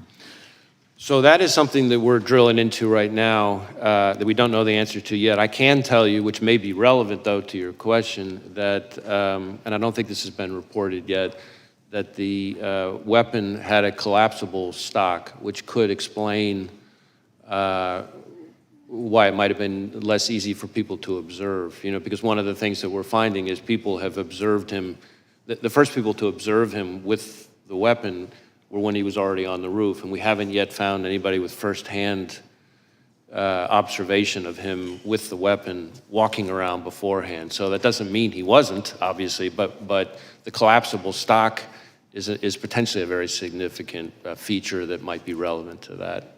Did he have a scope? I believe so, but I just, as I sit here right now, I don't remember. Okay. You mentioned about 2 hours before the incident that he'd had a drone and he was using a drone. Instead of me putting words in your mouth, just tell me how you discovered the drone, how you discovered the time, and how you discovered, if you can describe what he would have been observing with the drone and how you determined that, please. So this is something that's very much ongoing right now. We're going back and forth with our lab as they continue to do work on it. What I would say is the drone was in his car. As I said, we've been able to, by exploiting the drone, determine, its use and flight paths. There were no pictures or videos on the drone of the day of the rally, for example, but we have been able to reverse engineer the flight path of the drone from the day of the rally, and that's how we know that for about 11 minutes, from I think it's around 3:50 p.m. to 4 p.m., somewhere in that range, he was flying the drone, and we have the flight path. It's about 200 yards away from where former President Trump would ultimately be speaking. And so that would have primarily given him a vantage point. I'm trying to think how to describe this. If the former president's podium is that way, yeah, the drone would be over here looking, say 200 yards again off this way, looking back. So it would have shown the shooter, we think, again, we're still doing more work on this. I really want to qualify what I'm saying, but I'm trying to be transparent and lean in here. We think it would have shown him kind of what would have been behind him. But when you say behind him, behind the shooter? Correct. Like, in other words, almost like giving him a rear view mirror of the scene behind him, except again, he wasn't flying it overhead while he was later back for the assassination. But he would have had, with the drone, he would have been able to also assess kind of what, because the stage, I assume, was already set, he would have been able to assess that angle with the rooftop as well, forward and backward, I assume. Well, certainly going towards the towards the podium. Again, we're still trying to figure out exactly what he saw because we're having to, in effect, because there's no recording of what he saw during those 11 minutes, you know, our hypothesis at this point, the experts think he would have been live streaming it. And so we're trying to, in effect, say, okay, well, if this was the flight pattern, given these capabilities of the drone, what would you have seen? What could you have seen for those 11 minutes? And again, it wasn't over the stage or the kind of the hub of the rally. It was about 200 yards away, but it looks like it would have been looking, let's say, you know, length of a football field or so, more, you know, kind of towards the podium. Great, thank you, Mr. How many separate times was the shooter on the premises? So again, with the caveat that we're continuing to do work on it, we believe that the first time he traveled to the grounds was, I think, a week before, and he spent roughly 20 minutes there. Then he went to the grounds again on the morning of the event, it appears, for about 70 minutes, I think, but again, I qualify that. I'd have to go back and look to be sure of that part. And then he came back in the afternoon, so that would be, I guess, a third time for good. But that included things like this drone activity we just talked about. Gentleman from California is recognized.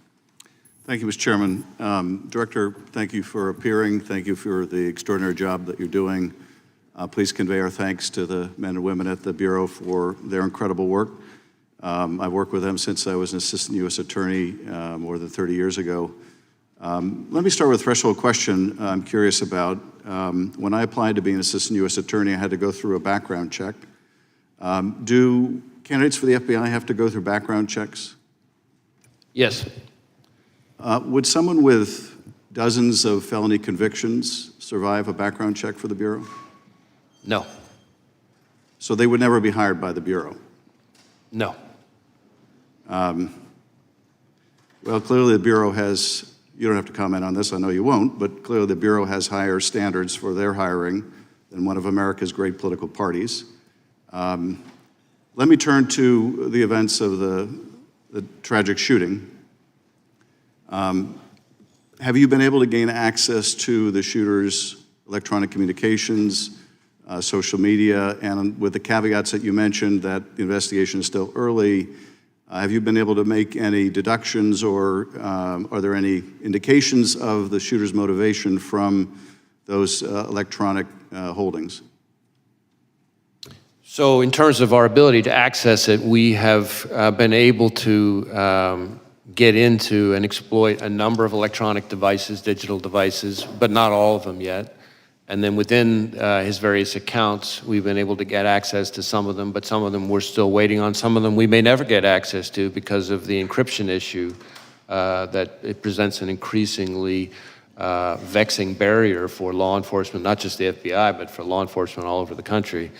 But we're still drilling into that. We have some information. Some places we've been able to look, some places we will be able to look, some places we may never be able to see, no matter how good our legal process is. But that's what we're looking at right now. In terms of what we've been able to find so far, a lot of the usual repositories of information have not yielded anything notable in terms of motive or like ideology. Having said that, it does appear fairly clear that he was interested in public figures, kind of more broadly, and I think this is important, that starting somewhere around July 6th or so, he became very focused on former President Trump and this rally. And so one of the things that I can share here today that has not been shared yet is that we've just in the last couple of days found that from our review, to your point about devices, analysis of a laptop that the investigation ties to the shooter reveals that on July 6th, he did a Google search for, quote, how far away was Oswald from Kennedy? And so that's a search that obviously is significant in terms of his state of mind. That is the same day that it appears that he registered for the Butler rally. And when you say that his electronic holdings indicated an interest in different public figures, without revealing anything you're not comfortable revealing about those public figures, can you tell us anything generally about them, either the offices they hold, their political party, or was it simply people of a high profile? Well, a couple things. First,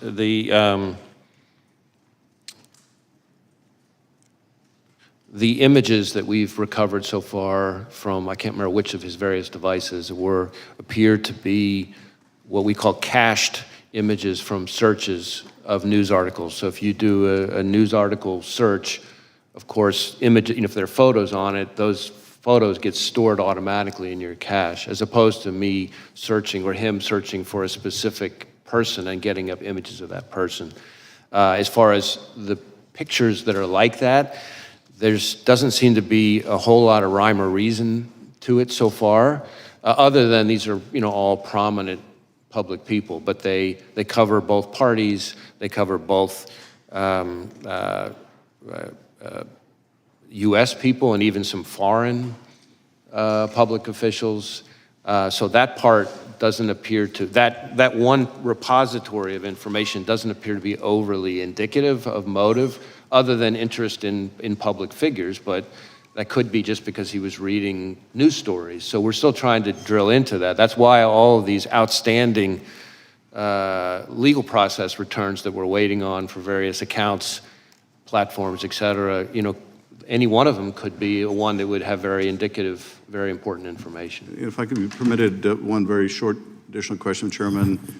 From that, any indication of any other particular target, that is someone who was not just sort of generically the subject of the searches you described, but for which there was more of an interest than others?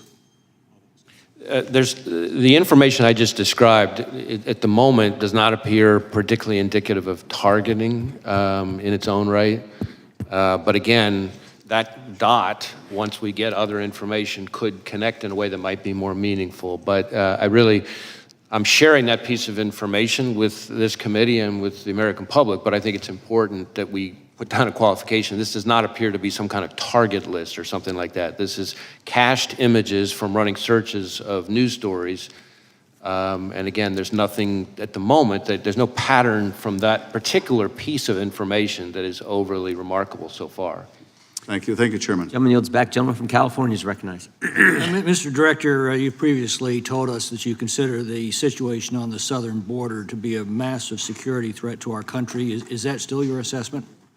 I stand by my prior testimony, and in fact, just in the last month or so, we've done, conducted a significant series of arrests. I say we, our Joint Terrorism Task Force is working with ICE of a number of individuals with suspected international terrorism ties. And I have also been very vocal about the fact that and this is really since the last time I appeared before you, that we are increasingly concerned about the possibility, not just of a foreign terrorist-inspired attack, which is very much a concern, but even the potential for a coordinated foreign terrorist attack, perhaps like what we've seen against the concert hall in Russia, for example, but just here in the United States. Well, the 19 suicide bombers who overstayed visas were responsible for 3,000 American deaths on 9/11. What's your best estimate of the number of foreign terrorists who are now in our country? I don't know that I could give you that number. What I can tell you is we have lots of foreign terrorism-related investigations, but that doesn't mean that all of them came in, illegally or anything like that. It seems to me that the simplest act of terrorism would be for dozens of guerrillas to attack low-security, high-density venues, for example, Friday night high school football games all across the country at the same hour, with bombs and automatic weapons. That would produce thousands of casualties from coast to coast in a matter of minutes. How likely is such a scenario? Well, what you're describing would require, of course, a lot of coordination. But what I will tell you, and I think you're onto a particularly important point from my perspective, which is that unlike the 9/11 attacks, which, again, I was in FBI headquarters on the day of 9/11, and so I remember it vividly, and I've spent plenty of time in the period after that in my prior positions engaged with the families and the victims. But what we're seeing more and more with the foreign terrorist threat, and frankly, also the domestic terrorism threat, is a focus on kind of like what you're talking about, well, what I would call soft targets, which is really for the American people's benefit, just intelligence community speak for where everyday people live their everyday lives. What terrorist groups have now infiltrated our country that you're tracking? Well, I don't know that I would say infiltrated. We have investigations as we speak that relate to ISIS and its affiliates. We have investigations as we speak that relate to Al-Qaeda. We have investigations as we speak that relate to Al-Shabaab. We have investigations as we speak that relate to the Iranian proxies, Hezbollah, and so frankly, even the IRGC Quds Force itself. What foreign criminal gangs are now in our country that you're most concerned with? Well, foreign criminal gangs, I mean, we obviously have investigations, a lot of investigations into, gangs like MS-13, for example, and some of its counterparts.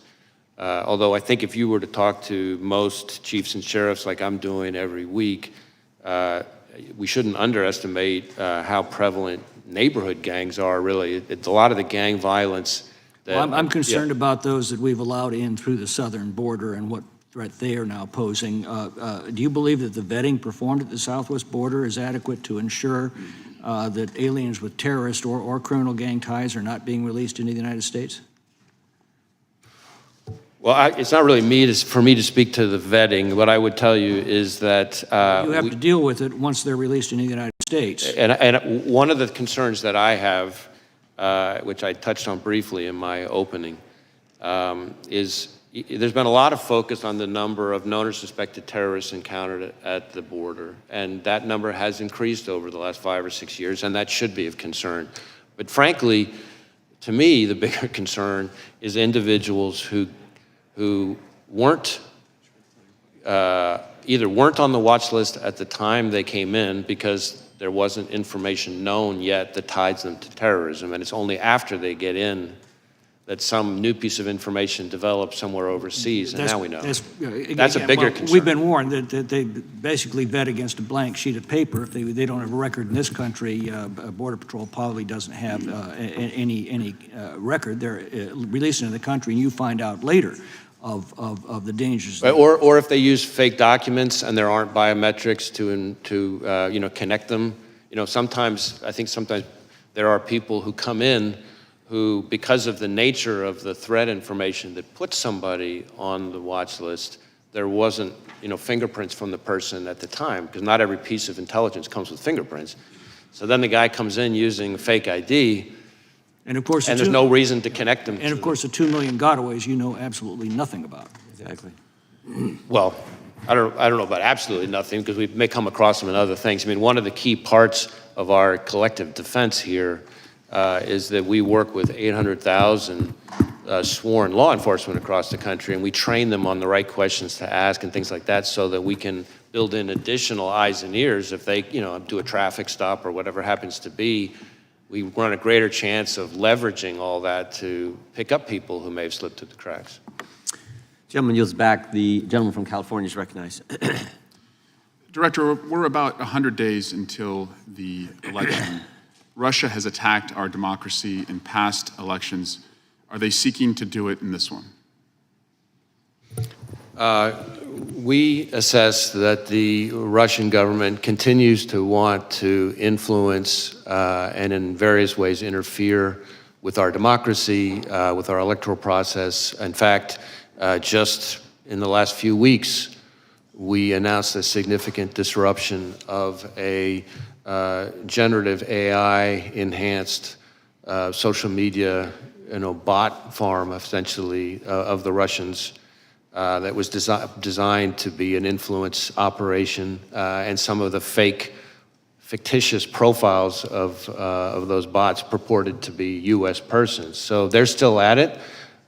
We've seen that in election cycle after election cycle. Do the Russians have a preferred candidate? I'm not sure that I could speak to that here, but certainly what I would tell you is it's not just the Russians, and I think that's important for people to know too. There's a lot of attention to the Russians, as there should be, but we also know, you may recall that in 2020, Director Ratcliffe and I announced an effort by the Iranians to try to interfere, and more recently, we've had indictments related to China. 34 Chinese MPS officers creating fictitious personas, posting false information online, full of narratives designed to sow divisiveness, discord, undermine us. And I'm talking about narratives that they were pushing, again, purporting to be Americans, but actually Chinese MPS officers.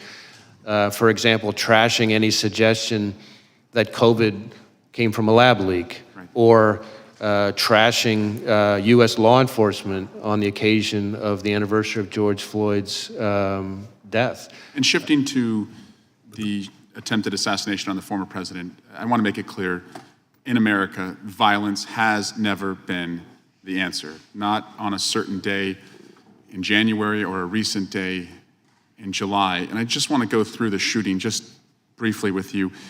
How many armed officers were within the perimeter, just ballpark figure? You know, that really goes to the security posture, which is the subject of the DHS Inspector General's review and the outside panel, independent panel that's Would you say probably more than 100, though? I have to believe that number, but I don't have that number at my fingertips. Our focus is on the shooter and his attack. And the shooter was able to get 8 shots off before he was killed? That's what it would appear, yes. Type of weapon used by the shooter was an assault rifle? Was an AR-style rifle. So that means one trigger pull, one round, is that right? Essentially. Do you like to shoot? Do I? Yeah. Yeah, yes. Do you know the difference between an AR and a bolt-action rifle?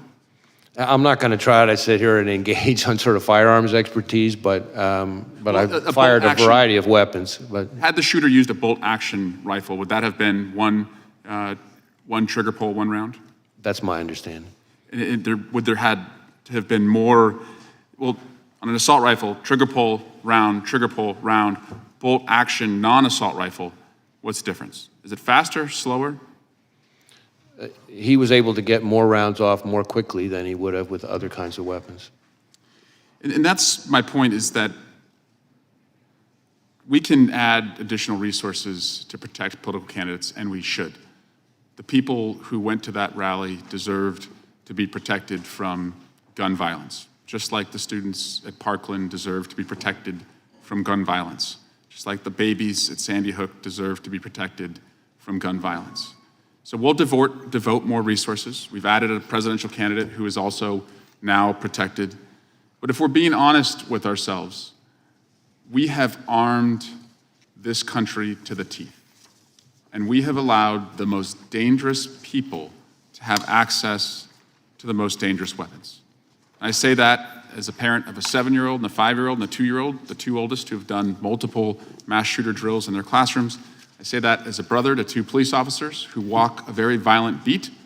And I say that as an elected official who believes that my colleagues deserve to be as safe as I deserve to be when we are at political rallies. And so we really need to step back and think, if we allow these weapons to be in our country, can we truly protect our elected officials, and can we truly protect, most importantly, our children and the next generation? I yield back.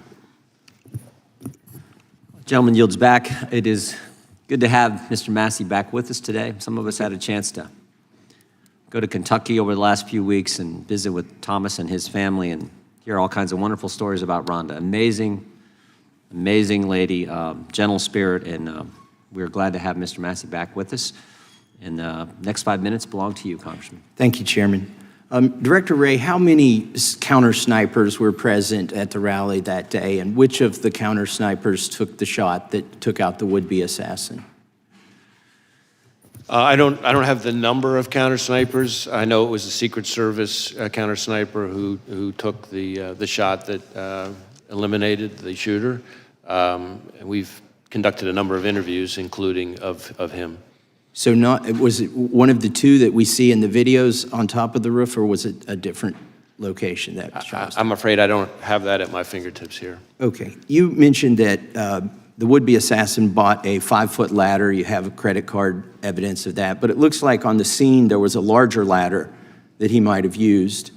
Do you know which ladder he used to get to the roof? And do you have possession of that 5-foot ladder and the other ladder? And do you know how the taller ladder got to the scene? So this whole business about the ladder is something we're drilling into more. We do have possession of the 5-foot ladder that he purchased close in time to his attempted assassination. That we've traced the purchase of that ladder from a receipt, a bloodied receipt that he had on him at the time his body was recovered on the roof. We do not yet know for sure how exactly he got up on the roof. We're looking at, various forensic pieces to try to kind of piece that together. So more to come on that. Do you know where the 5-foot ladder was found or retrieved? Was it near the roof, or was it still in his vehicle? Neither. I don't have it in front of me, but I know that it was not. I know that it was not on scene, and I know that it was not in his vehicle. But we can circle back to you and get to that. Is there any evidence at all that he may have been in contact with somebody else before this occurred that may have had any prior knowledge or may have helped him plan this event? Well, needless to say, that is a question that we're intensely focused on, because that would obviously be incredibly meaningful. So far, underline, so far, we have not found any evidence of any accomplices or co-conspirators, foreign or domestic. And you're using geolocation data to see if his cell phone was near another cell phone, I presume? Right, we're doing lots of different kinds of cellular analysis, geolocation stuff, looking at his accounts. He, from everything we've seen, which is consistent with what we've learned in interviews, a lot of people describe him as a loner. That does kind of fit with what we're seeing in his devices. His list of contacts, for example, is very short, compared to what you would normally see from most people. So it doesn't appear to be a whole lot of interaction between him, face-to-face or digital with a lot of people. Okay, thank you. That doesn't mean there's not any, and that's why we're drilling into. We're trying to talk to anybody who's had any engagement with him whatsoever, digital, in person, classmates, coworkers, right, et cetera. Appreciate that. And now I want to talk about another possible assassination attempt, and I'll start by showing a video of President Biden, and this is from recently. This is in the last month, if we can play that. Gallows erected to hang the Vice President, Mike Pence. I think it's fair to say it's one of the darkest days in the history of America. Okay, and he's referring to January 6th. Were there gallows erected to hang Mike Pence, as the president says here? I'm not aware of any physical gallows. I can't remember whether, from a demonstration perspective, there may not have been some kind of replica or symbol of something like that. That's my impression. Can we show, can you raise that up so you can see it? It looks like there was some kind of prop that was built. The construction doesn't look like it lends itself to actually hanging somebody. It's more of a prop, I think, as you suggested, that was erected on January 6th. But if the president were correct, that these gallows were erected to hang Mike Pence, that would be a very serious allegation, wouldn't it? I would take it very seriously, yes. Has anybody been arrested, or do you have any leads in conjunction with the erection of this gallows? We had a picture here on the screen, if you can show it again. It was just up there. There's an individual here who's seen on near these gallows. Has he been arrested? Have you identified this person? I don't know that I could speak to this specific person or the the gallows that are pictured on the image. You know, we have had, I think, 850 people who have pled guilty to federal crimes related to January 6th, and I think, you know, another 180, I think it is, convicted at trials. So I can't be sure. And some of them merely for going into the Capitol, but here the president suggests that individual intended to hang Vice President Pence, which seems like kind of a wild claim myself, given the construction of those gallows. But if we are to take him seriously, or even if we aren't, let me just finish by saying this. If you have no leads or you're not sure if anybody who erected those gallows was arrested or is being investigated, you know, were there any confidential human sources involved from the FBI or any other agency in the erection of that prop, those gallows? I'm not aware of anything like that. All right. Thank you. I yield back. Gentleman yields back. Gentlelady from Washington is recognized. Thank you, Mr. Chairman. Welcome, Director Wray. Political violence of any kind is dangerous, unlawful, and totally unacceptable. Just as we all watched and then unequivocally condemned the attempted assassination attempt on our former president, I wish that we could all come together to unequivocally condemn the act of political violence on January 6th instead of defending props that were used that were harmful, dangerous props of gallows, attempting to show what people wanted to do to Vice President Pence. Extremists attempted to subvert our democracy in the worst assault on the U.S. Capitol since the War of 1812. Many of us were trapped in the gallery that day. We feared we would not make it out. Insurrectionists were chasing down former Speaker Nancy Pelosi and then Vice President Mike Pence. And I myself have been the direct target of political violence when an armed man with a gun showed up at my door, threatened me and my family, and we actually ended up having to move our home. So I understand the increased tenor of political violence that is racking our country. It has been on the rise, fomented by violent and dehumanizing rhetoric from top public officials, including the former president and members of Congress, sadly, and bolstered by the proliferation of easily accessible guns, including assault-style weapons.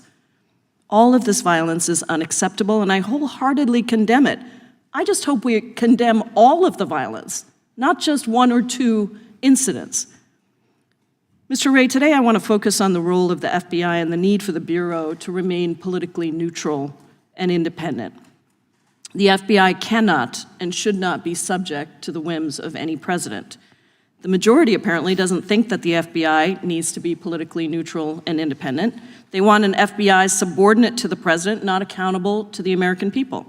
That is one part of a larger plan to undermine our democracy, to remove the checks and balances that have protected us, and ultimately to subvert our freedoms. That agenda, promulgated by the former president, his loyalists, and their MAGA allies, is called Project 2025. It is publicly available online. I encourage everyone who's watching this to Google it. It includes plans to undermine every part of our government, including the FBI. Trump's Project 2025 agenda says that the director of the FBI must not be independent of politics, but instead must do whatever the president orders. Under Trump's Project 2025, Trump loyalists would undermine the non-political and independent structure of the FBI. Project 2025 openly calls on the next conservative administration to support, quote, a vast expansion of the number of political appointees in every office across the DOJ, especially the FBI.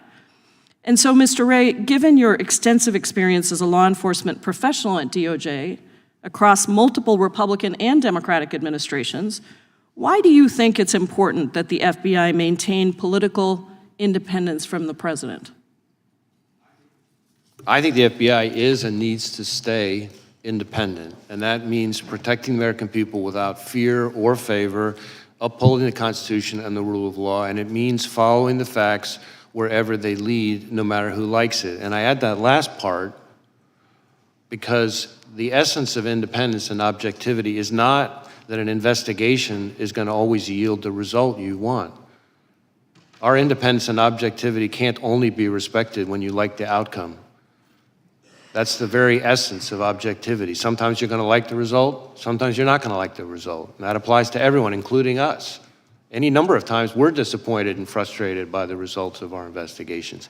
But the alternative is an erosion of the rule of law, where the only thing that distinguishes one investigation from another is power. And that's what you see in some of authoritarian countries around the world. So I'm not familiar with this particular No, I didn't ask you to Project comment on that. 2025 No, I just thing. wanted I to don't know anything about it, but what I can tell you is, from my perspective, the FBI needs to be functioning as independent. Doesn't Thank mean you. it's not part of the executive branch. It doesn't mean the FBI director doesn't serve at the pleasure of the president, but it does mean that the way we do our work Has to be objective. has to be independent. Yeah, thank you. I have another question about the role of attorneys at the FBI Office of General Counsel. How do we protect that work? I'm sorry, could you repeat the question? The role, what role do the attorneys at the FBI Office of General Counsel play in ensuring that the Bureau respects the constitutional rights of American citizens? How do we protect that work?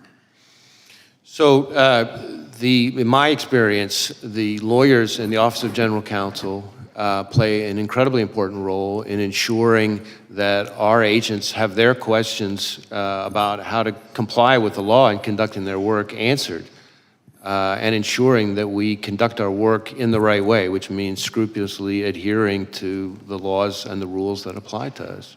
I just wanted to say before I yield, Mr. Chairman, that the Project 2025 also eliminates the FBI's Office of General Counsel in-house lawyers who are responsible for that role. I appreciate your indulgence, and I yield back. Gentlelady yields back. Gentleman from Wisconsin's recognized. Yeah, thank you, Mr. Chairman. I think it was when you were here December of last year, Mr. Wray, that you said blinking lights were going off in regards to the southern border and what is happening down there. Has the border situation improved in terms of your assessment with the security of Americans since you were last here in December? Well, I guess a couple things, and I appreciate the question. So first, the blinking lights comment that I made refers more broadly to the threat environment that I'm seeing as FBI director across a wide range of threats. Contributing to that in a variety of ways are the threats that emanate from the border. So it's not a comment just on the border issues, it's the threat environment that we face more broadly, in my experience in law enforcement. I am increasingly concerned that foreign terrorists could seek to exploit vulnerabilities at our southwest border or at other ports of entry or in other aspects of our immigration system to facilitate an attack here in the United States. I think that is something we have to be concerned about. And there's been a lot of focus on numbers of this, numbers of that, and I understand that. But as I think was referenced in an earlier question, it doesn't take very many foreign terrorists to be a real problem. We had 19 hijackers responsible for the 9/11 attacks. And we just, not that long ago, had a case, some of the members of the committee will remember, where we charged an individual for trying to smuggle individuals in to assassinate former President Bush. Are you concerned that the Border Patrol chief, former Border Patrol chief Rodney Scott, said that he was concerned about very, very minuscule data that they were receiving? So there's all this, we are told that illegal aliens are vetted against databases, but oftentimes they're doing biometrics as they come into this country, but not looking behind it in their home countries. Does that concern you when there's not a review done in the home country? Well, we certainly need as much help as we can get from the countries of origin of these people. And when I say origin, not just where they come from originally, but countries they've come through. And the biometric enrollment piece is, of course, an important one. We have situations where even if... Are we doing a thorough enough job of reviewing them, their actions, and their lives in their home countries before they came here? Well, I mean, we need more help from our foreign partners. There's no question about that. And I think that's an important part of it. How about our domestic partners, like the CIA and others that are supposed to protect us? So there's been a lot of discussion, of course, over the last several years about the pivot to what's called the hard targets, right? The understandable focus, which I support, of of focusing on the threat posed by China and Russia and Iran. But with that comes, if you look at, for example, the withdrawal from Afghanistan, we start to lose sources of information about foreign terrorist threats from overseas, and that is a concern to me. Yeah, my time's running out. Has Vice President Harris met with you in regards to the border? Well, I've been in meetings that have included the Vice President that have in different ways touched on border Has she issues. specifically asked you for a meeting in regards to the threat that is at the border? You know, I'm not going to get into sort of specific meetings, but I can tell you that I've been in meetings that have included, among other people, the Vice President that touch on border security issues. Did she ask you questions about what you thought needed to be done in regards to reducing this threat to the American people? You know, I really can't get into specific conversations. Is support for President Trump a security concern within the FBI? I'm sorry, I couldn't hear it. Is support for President Trump a security concern amongst your employees? No. Is objection to the COVID-19 vaccine a security threat? Not from my perspective. Who improved what is termed the Trump questionnaire within the FBI that was done by SIIS? Dina Perkins, Jeffrey Ventry were behind it. Who was responsible for that? And did you know that there was a Trump questionnaire out there? So the document you're asking about is an interview outline that we only recently learned about, and in my view is completely inappropriate. I asked my team to get to the bottom of what happened and to ensure that doesn't happen again, and I've learned that it's not an FBI form, that its use was isolated, that it was created not by an FBI employee, but by an outside contractor, and that individual is no longer affiliated with the FBI. But we are sending what we have found to the Office of Inspector General, and we'll cooperate, of course, with anything they find. Mr. Chairman, I'll just close with this. We keep hearing about these isolated examples, whether it's Richmond Catholics, this instance. When isn't it a pattern? I yield back. Gentleman goes back, Mr. Correa. Thank you, Mr. Chairman, and Director Wray, welcome again to this committee, and I want to thank you and your agents for the good job you're doing to protect Americans. Earlier this week, I was part of the group that went out to visit Butler, Pennsylvania Homeland Security members. I agree with my colleagues that have said violence has no part in our democracy. And I trust you will investigate the events surrounding July 13th thoroughly. I'm going to ask you a question. I hope you'll keep it in mind as your investigation proceeds, which is, who's in charge? Who's in charge at a campaign rally, setting it up? Secret Service or a campaign? And I ask this question because when I was there, had a couple of law enforcement individuals alluding to that question as well. They gave me an example. They said, if a Secret Service says you need to set up a line of dump trucks behind the stage to serve, to protect the candidate, and the campaign says that's bad optics, who ends up winning the debate?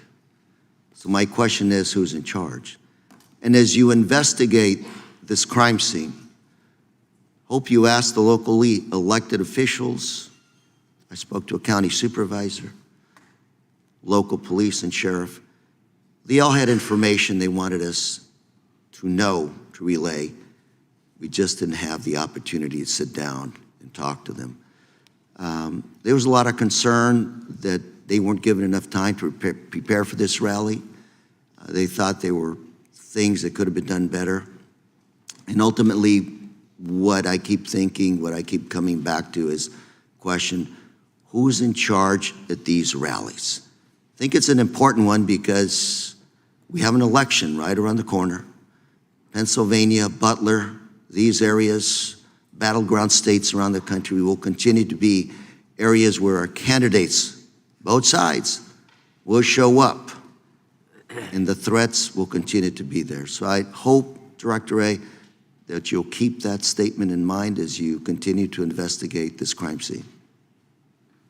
Well, I appreciate the question. I will tell you that we've conducted well over 400 interviews, but we have many more still to conduct. And as is not unusual in an investigation, I'm sure there will be situations where we have to go back to people we've already interviewed with follow-up questions. And our interviews cover a wide range of people. I do think it's important to make sure that the committee and the American people understand the scope of our investigation versus the scope of others. Our investigation is focused on the shooter and his attack. There is, of course, and I understand completely why, there are two separate reviews, one by the DHS Inspector General and the other by this outside independent panel that's been announced, that are focused on the security posture, the adequacy of the security posture at the rally, Secret Service decision-making and actions and things like that. And so I certainly understand why there are all those questions, but those are in scope of those two other reviews, and of course, whatever Congress chooses to do. Our investigation, though, because of our interviews of people who are on the scene, will relate to that in some ways, and we're going to share whatever we learn that's relevant with those other reviews. Director Wray, my last minute that I have, I'm going to flip quickly to your good job resources. Earlier this year in the Appropriations Committee, you testified that you were, for 2024, your budget was $500 million below what you needed to sustain your 2023 efforts. A few minutes ago, you talked about foreign terrorists. The last few weeks, I know information has emerged. That information came from FISA information that was able to be collected overseas on these possible terrorist threats. What we have here today is a domestic terrorist, what looks to be a lone wolf. Your statements, there's nothing really there that would have tipped anybody off to this individual. Is that what I'm hearing from you? Well, I don't know that I'd go quite that far because we're still investigating a lot related to the shooter. It does appear so far that we're seeing less in his... My 6 seconds, I would just say, I would ask that you let us know what resources you need to protect the American public and our candidates in our democratic system. I appreciate the question. I would just say this. We are in, as I've said consistently today and for quite some time now, we are in an elevated threat environment covering a wide range of threats, and the FBI is central to protecting the American people from those threats. And state and local law enforcement, who depend on us every day, rely on us for all sorts of services, databases, forensic support, training. I could go on and on and on. And a lot of those departments, unlike the FBI, have had a hard time recruiting. And so this is not a time to pull back on our funding because we're going to leave our brothers and sisters in state and local law enforcement twisting in the wind, and then by extension, the American people we're all collectively sworn to protect. Thank you, and Mr. Chair, I yield. Gentleman yields back. Gentleman from Texas, recognized. Thank you, Chairman. Thank you, Director Wray, for being here. When did you last speak with President Biden? I don't have the exact date, but it's been certainly since the, since the shooting. So you have spoken to the president since the assassination attempt on President Trump's life? Yes, sir. And what was the mental state of the president? We had a perfectly professional conversation. And are you, do you have any scheduled briefings of the president upcoming? Not at the moment specifically scheduled, no. In 2016 and 2015, top FBI officials infamously texted about, quote, their insurance policy to make sure Trump was never elected or inaugurated as president. Have any FBI agents texted, emailed, or expressed disappointment that Trump survived the assassination attempt or otherwise editorialized about the assassination attempt? I don't know about any agents. There have been at least 2 instances, I think, or 1 instance of an individual who posted something that I consider outrageous and totally inappropriate and unacceptable. And that individual has been referred to our inspection division, which is the arm, our sort of internal affairs investigatory arm that does the disciplinary process. Okay. Will you report back to this committee any other incidents?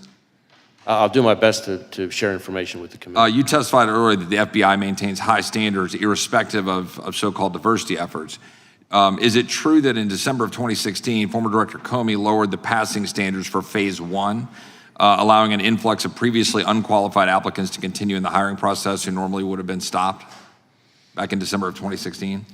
Yeah, I can't speak to Director Comey's but were the changes. I can tell you that at least since I've been director, changes that we have made to. Well, we're standing on a specific question. Were standards changed? Phase 1, this is a specific part of the process. Were they changed in 2016? Well, I don't recall if they were changed in 2016. Obviously, I started, as your question presupposes, after that. What I can tell you is, since that time, we have made changes to various phases of the process, but none of them, this is important, none of them lowered the standards. In fact, if anything, they actually increased. Are you familiar with reporting that we have, and we've asked questions to you about this, I'm not sure the result of the questions, that to more, quote, easily accommodate a large pool of available applicants, FBI special agent hiring standards have been relaxed and requirements measurably lowered.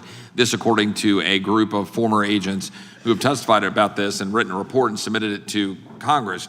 In addition, specifically, minority, people with 20-year careers, one in particular, a minority served for more than 20 years, wrote in this report and submitted it to Congress saying that these standards were in fact lowered and that in fact if you were hiring, you were moved off of hiring if you put quality above these kinds of DEI requirements. Do you reject this report? And do you have comments on this report? I haven't read. You're aware of the report? I'm aware of the report. I know that I've read every detail of it, but I can tell you that the claim that we have lowered our standards to be less selective and less competitive is not accurate. So do you believe these former agents are lying to Congress when they submit a report to Congress stipulating and suggesting otherwise? Or are you saying that they are lying? I'm saying they're mistaken.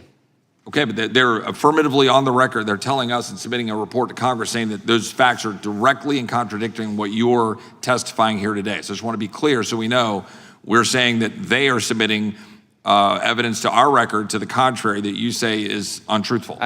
I encounter all the time when I travel around the country and have conversations with our agents, and one of the things I try to do is have meetings with some of the longer serving agents without executive management. That's okay. My only question is and my point here's the implication is it's untruthful. So I need to move on. I got 1 minute left. Are you familiar with the case of Paulette Harlow? She's a 75-year-old elderly woman from Massachusetts with a debilitating medical condition. She was prosecuted for violating the FACE Act and sentenced to 2 years in prison. She has to go to Texas in 2 weeks. She was praying at an abortion clinic in Washington, D.C. The FBI interrogated and investigated her. Do you think it is appropriate for a 75-year-old woman who is praying at a clinic in D.C. to be put in prison for 2 years for that activity? Just a simple question. Do you think that's appropriate? I'm not familiar with the specific case. You're not familiar with that case. It's been significantly in the headlines, but you don't know how to comment on that case, that it's appropriate for a 75-year-old woman to be put in prison for 2 years for praying at a clinic. Again, since I'm not familiar with the case, I don't want to start weighing in because I don't know all the facts. But what I can tell you is that when it comes to FACE Act enforcement and abortion-related violent extremism, I think one of the things that gets lost, and I appreciate the opportunity to clarify it, is that really since the Dobbs decision, actually, more of our abortion-related violent extremism investigations have focused on violence against pro-life facilities, as opposed to the other way around. And we've had a number of investigations. We're using FACE Act resources and our JTTFs. We're still waiting on responses on letters that we've sent indicating the data to the contrary, that there's been significant amount of efforts in targeting of people who are pro-lifers who go to clinics and that they've been prosecuted, like this case, a 75-year-old woman who is now going to jail in Texas for 2 years because she was praying at a clinic in Washington, D.C. And we've submitted questions on that, and I'd appreciate a response on it. I yield back.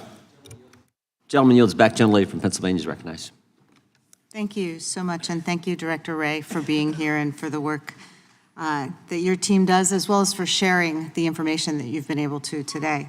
You just got a couple questions about that seem to imply that there was some problem with the FBI's diversity efforts, and certainly the 1950s version of the FBI was singularly Caucasian male agents, et cetera. Is the FBI a better force for having a diverse range of employees and agents? I think diversity makes us better, but like everything else, it has to be done the right way. I think we can have a more diverse workforce and do it without lowering our standards, and that's, in my view, what we've done. And you haven't lowered standards at the FBI.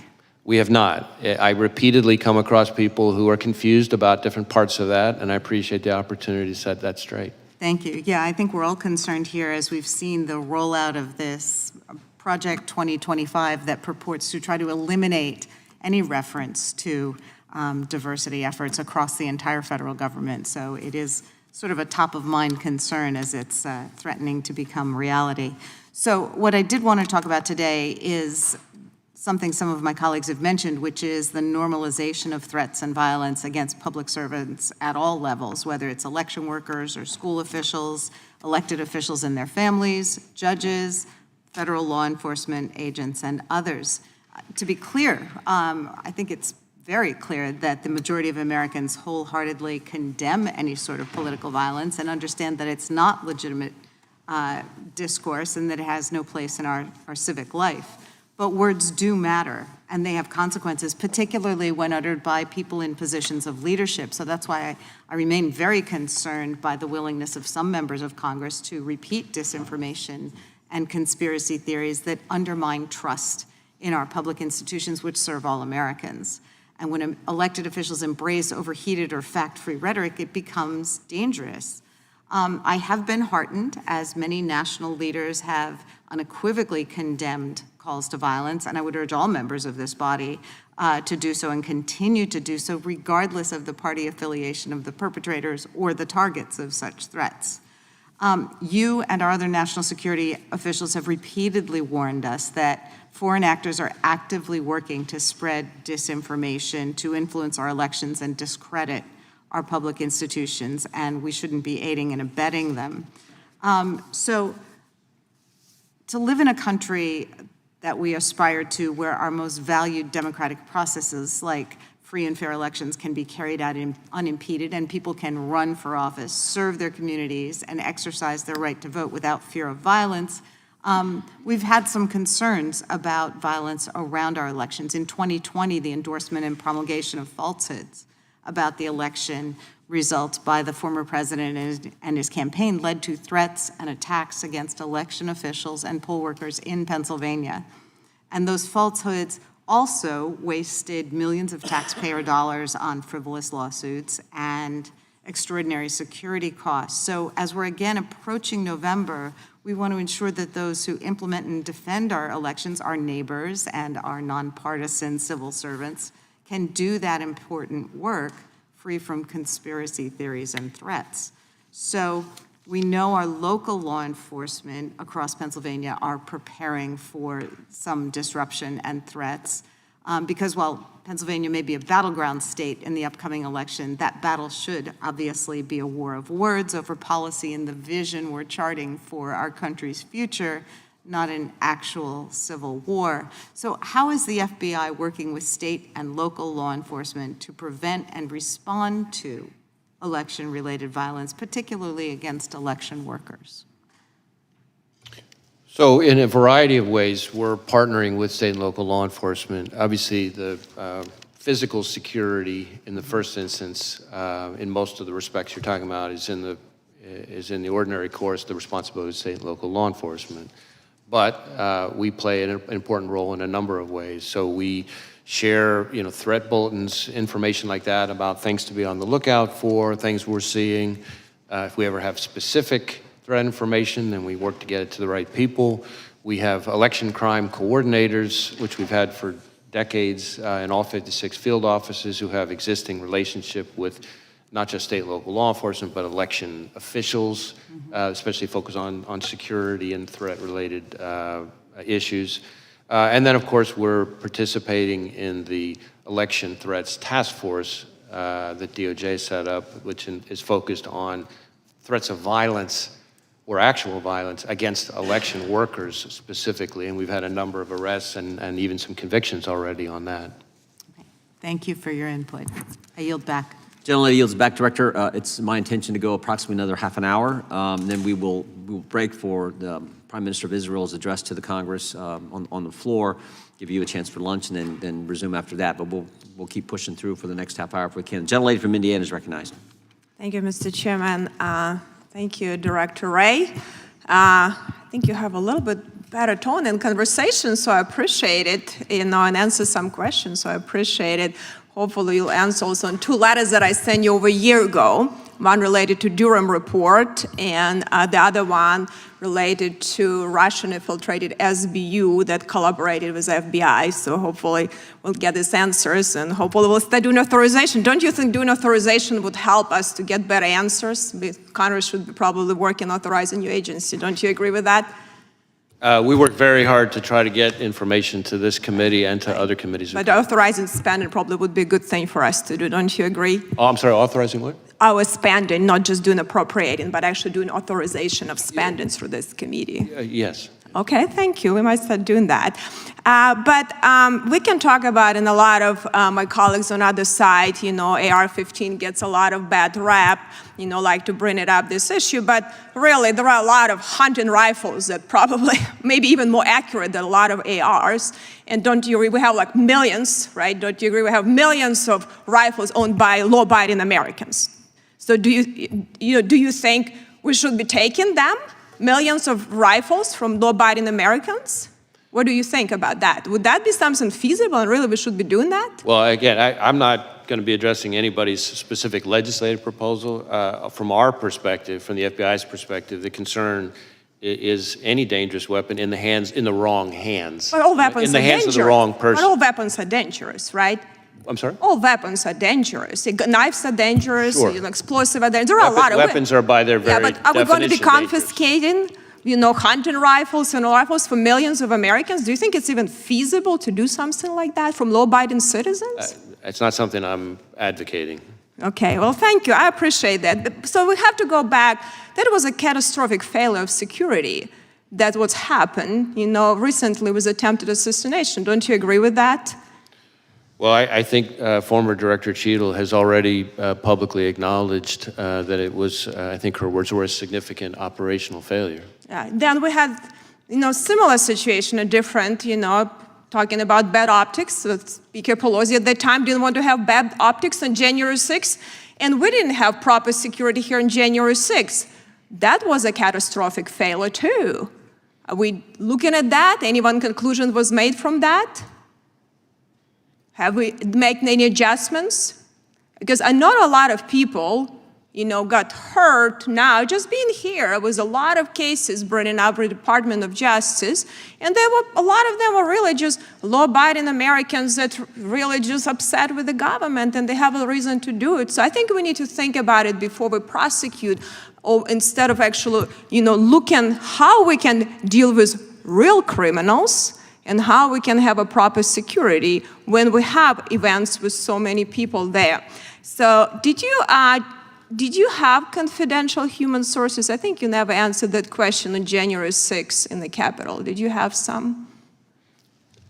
I'm sorry, what's the question? Confidential human sources. Did you have them on January 6th in the Capitol? Well, again, I'm never going to be getting into when and where we have or have not used confidential human sources. But are you willing to stand the record that you had no confidential human sources that went into Capitol on January 6th?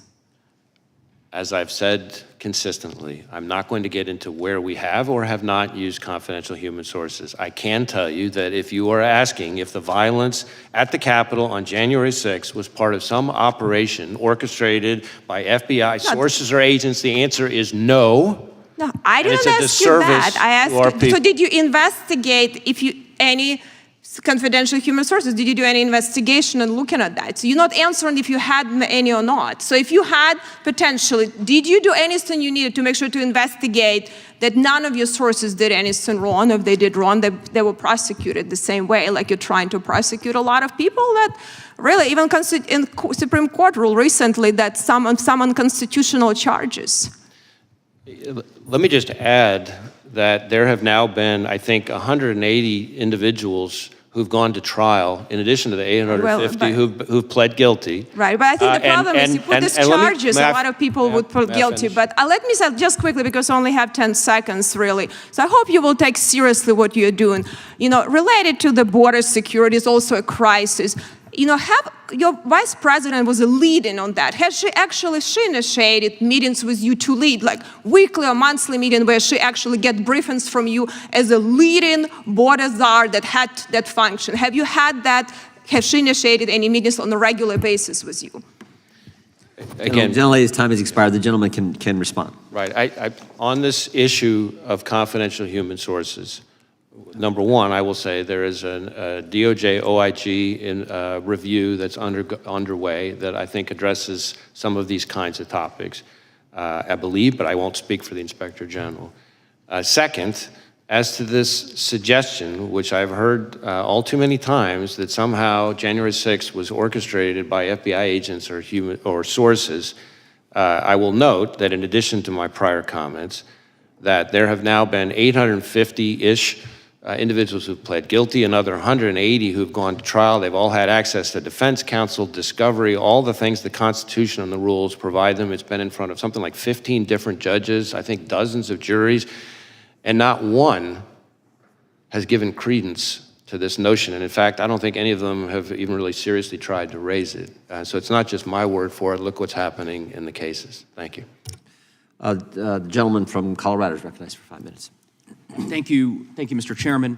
Thank you, Director Wray, for being here, for your testimony today, for the work that you do each and every day, and that your frontline agents across the country do each and every day to protect Americans, to keep our country safe. Also grateful for the work that you're doing in investigating the horrific events of July 13th and the attempted assassination of former President Trump, which everyone must and has condemned. I would first just ask, do you believe that the FBI has the adequate resources to ultimately ensure that your agency gets to the bottom of it and fully investigates this terrible crime? Well, we are devoting massive amounts of resources to this specific investigation. We have easily several hundred FBI agents, analysts, and professional staff working on it. It involves over half of the FBI's 56 field offices, almost every headquarters division. We even have some of our overseas offices working on it. You might say, well, why is that? Well, because some of the companies that involve accounts or purchases or communications or what have you that the shooter used are foreign companies, so we have to get evidence from overseas from those companies. I've talked about our lab a little bit earlier today. We've got our Office of Technology Division working on the digital devices. We have our Behavioral Analysis Unit, our BAU, working on helping us build out a profile of the shooter. I could go on and on and on. So it's all hands on deck on this case, as I think is appropriate. Now, when you ask about our resources, I've been public about the fact that the fiscal year 24 budget put us $500 million below where we needed to be to sustain current operations. And on FY25, the current House mark would put us significantly further back behind that and would result in significant risks across every program and our support to state and local law enforcement. We arrested something like 50 violent criminals per day, every day last year. The current mark would mean more violent criminals on the street, more neighborhoods at risk. We have about a 1,300% increase in our investigations related to China and its targeting of us. And I can assure you, China's not cutting its budget. This would mean more threats from China. We have something like 300 to 400 investigations just into cartel leadership. And about hardly a week goes by when some FBI field office isn't seizing enough fentanyl to wipe out an entire state. Those cuts means more fentanyl on the street, more people dying. So the people who suffer the most are state and local law enforcement and the American people we're sworn to protect. And so I look forward to working with Congress, but we really need to be smart about what we're doing, and I think that would be a step in the wrong direction given the threat environment that we face. And I couldn't agree with you more, Director Wray, and of course we've talked about this during previous hearings in which you've testified, and to be clear, that I think the budget that House Republicans have proposed, which is about a $325 million cut to the FBI, would do precisely what you've described and have deleterious impacts for public safety across our country, and House Democrats are certainly working to prevent those cuts from taking place. You've talked at great length about the events of July 13. There's justifiably a lot of public interest in the investigation, which we understand is ongoing. Wonder if you might, if there's anything that you'd like to disclose or provide to the committee or to the public that perhaps has not yet been gleaned during the course of this hearing, and just give you an opportunity, because there's a lot of folks related to the investigation. Yeah. One thing I can give an update on, which is pretty fresh here. We had some conversations with some of the members about the access to the roof and the ladder and so forth. And our evidence response teams and their forensic collection, we now believe that the subject climbed onto the roof using some mechanical equipment on the ground and vertical piping on the side of the AGR building. In other words, we do not believe he used a ladder to get up there. One question, if the chairman might indulge me with just a few extra seconds. There's an article recently regarding several former Trump administration national security officials who had received a duty to warn briefing from the FBI regarding the potential threat from Iran. And I think there is this article made clear deep concern that these individuals have, justifiably so, about the threat level, and particularly given the events of the last several months, and the need for there to be an increased security posture and security personnel for former officials who may very well still be at risk. And I don't know if you're familiar with that article. I'm trying not to use names here, but I think would perhaps follow up with your agency and with the Department of Justice more broadly to ensure that any individuals who are potentially facing a threat from Iran or another hostile actor in a foreign nation have the resources they need to have the security available to them. So again, without reference to any specific individual, I want to be very clear about this because I've tried to be vocal on this, but it sometimes doesn't get noticed as much, which is that in my view, the Iranian government has been extremely aggressive and brazen. We have seen in the last few years an attempt, I'm speaking just from public information now, an attempt to assassinate a former U.S. National Security Advisor on U.S. soil. We have seen an attempt first to kidnap and then to try to murder an American dissident/journalist who was a critic of the Iranian regime right smack in the middle of New York City. We have seen a cyber attack against a children's hospital in New England that ties back to Iran. We have seen, as I've testified before, as Director Ratcliffe and I announced, an effort by the Iranians to target the 2020 presidential election. And that's all before you even get to the fact that the Iranian government is the leading state sponsor of terrorism. So if that's not enough to convince people that Iran is a threat, I don't know what is. But Director, was there a distinction between what the gentleman from Colorado raised and what you just said, this general concern in these specific instances you talk about, and a direct specific threat on President Trump that's distinct from what you've been describing as this general concern with Iran? Well, again, I can't get into specific pieces of class. And if so, when? If it was a distinct threat on President Trump, when did that take place? Yeah, all I can tell you, certainly in this kind of setting, is targeting of U.S. officials for the Soleimani strike is something that is a reality that the Iranian government has at times called for very publicly. And whenever there is reporting, let me try to answer your question this way, whenever there is reporting about any of those protectees, we share the information in a variety of ways, working with the intelligence community, working with whoever is the protective service with responsibility for that individual, and we do it in a timely way using the duty to warn process that was just referred to. And to my knowledge, everything along those lines that's relevant was shared in a timely way with the relevant people. Thank you. The gentleman from Wisconsin is recognized. Director Wray, thanks for being here. Where were you when you heard that President Trump was shot, and then what were like your immediate actions, response to that as director?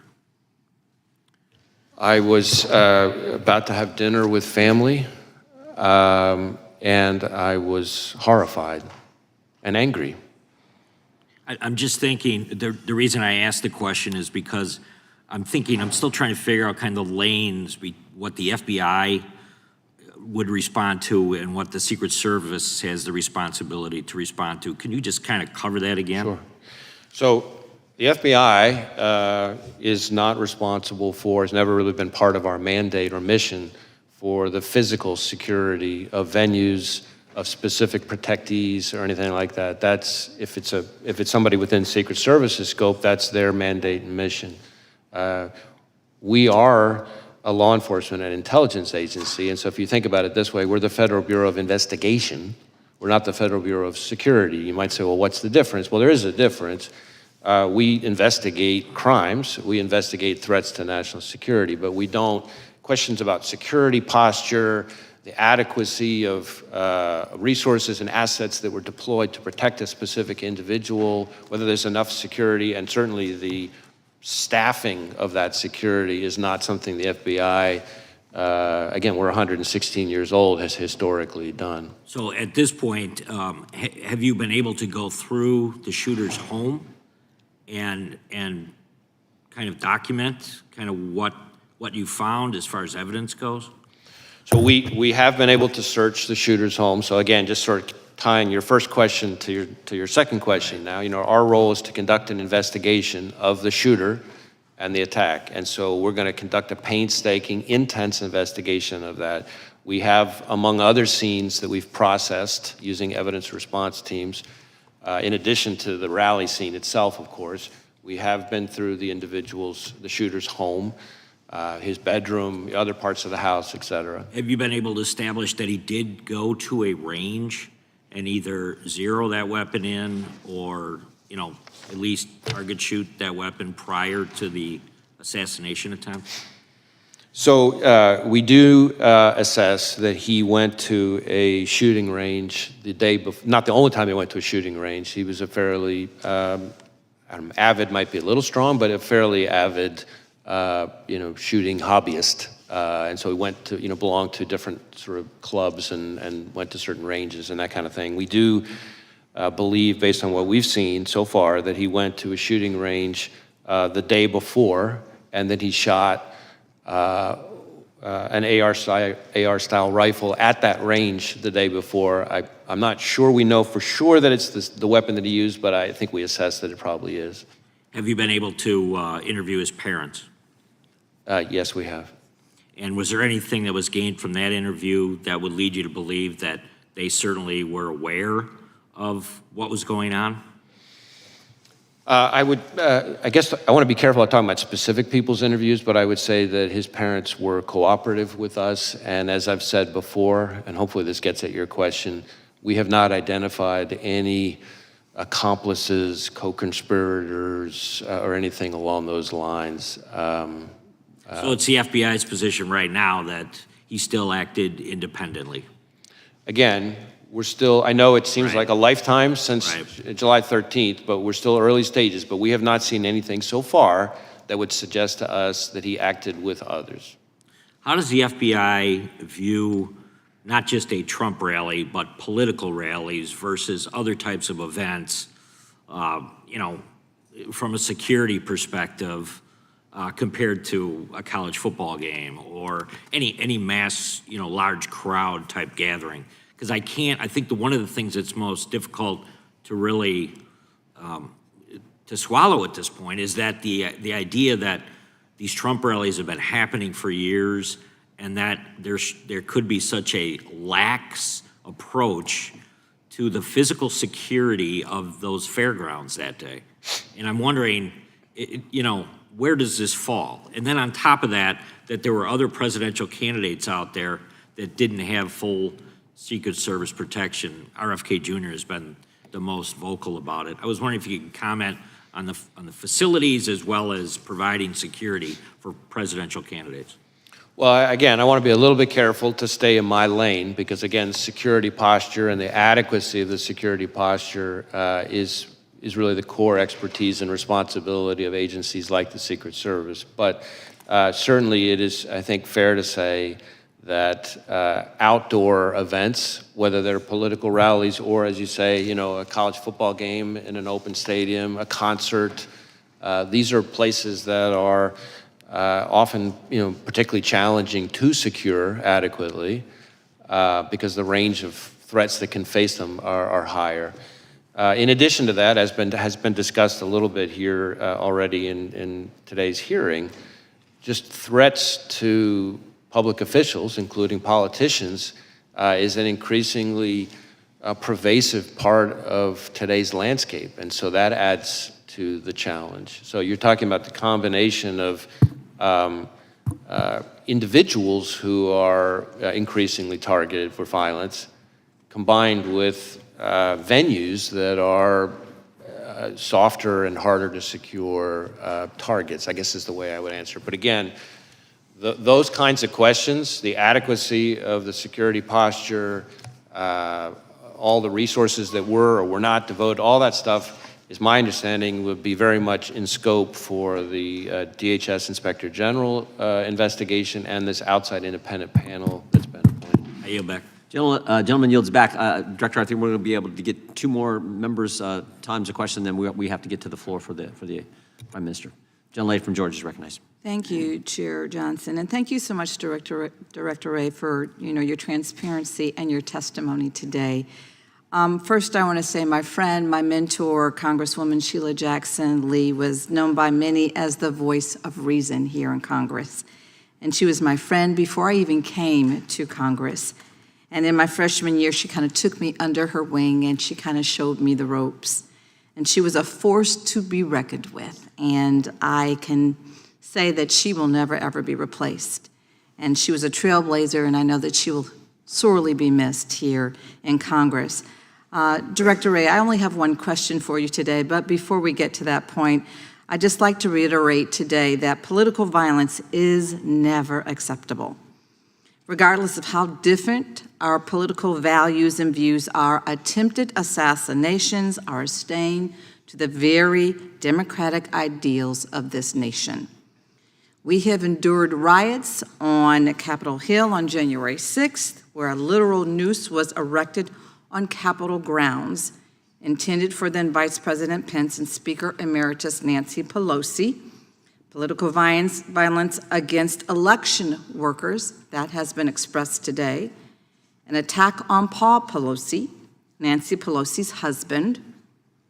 Threats against the FBI agents, as you have expressed, and prosecutors, and threats to the staff who serve the public every single day. Congressman Connolly's staff was targeted and attacked last year. And now we have the attempted assassination of a former president of the United States. All of this within just the last 3 years. This violence simply needs to end. The assassination attempt on Donald Trump was, by the grace of God, a failure.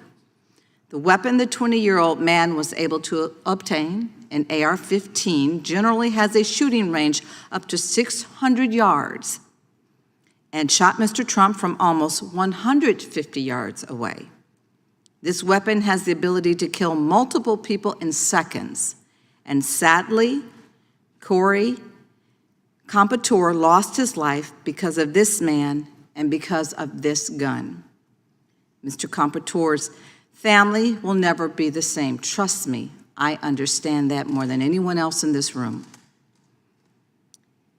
Is the near loss of a former president enough for this Congress to finally take action?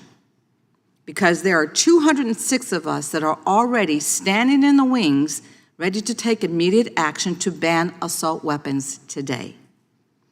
We need only 12 more of our colleagues to join us in courage and move the legislation to save lives of so many of the people that we are elected to serve by removing assault weapons from the hands of people who simply should not have them in their possession.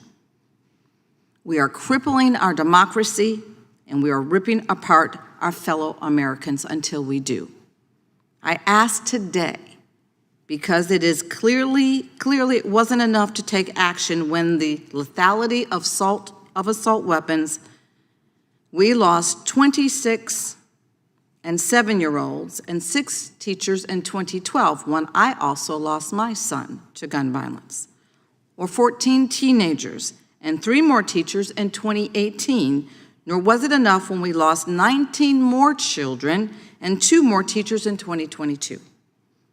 Well, is it enough now?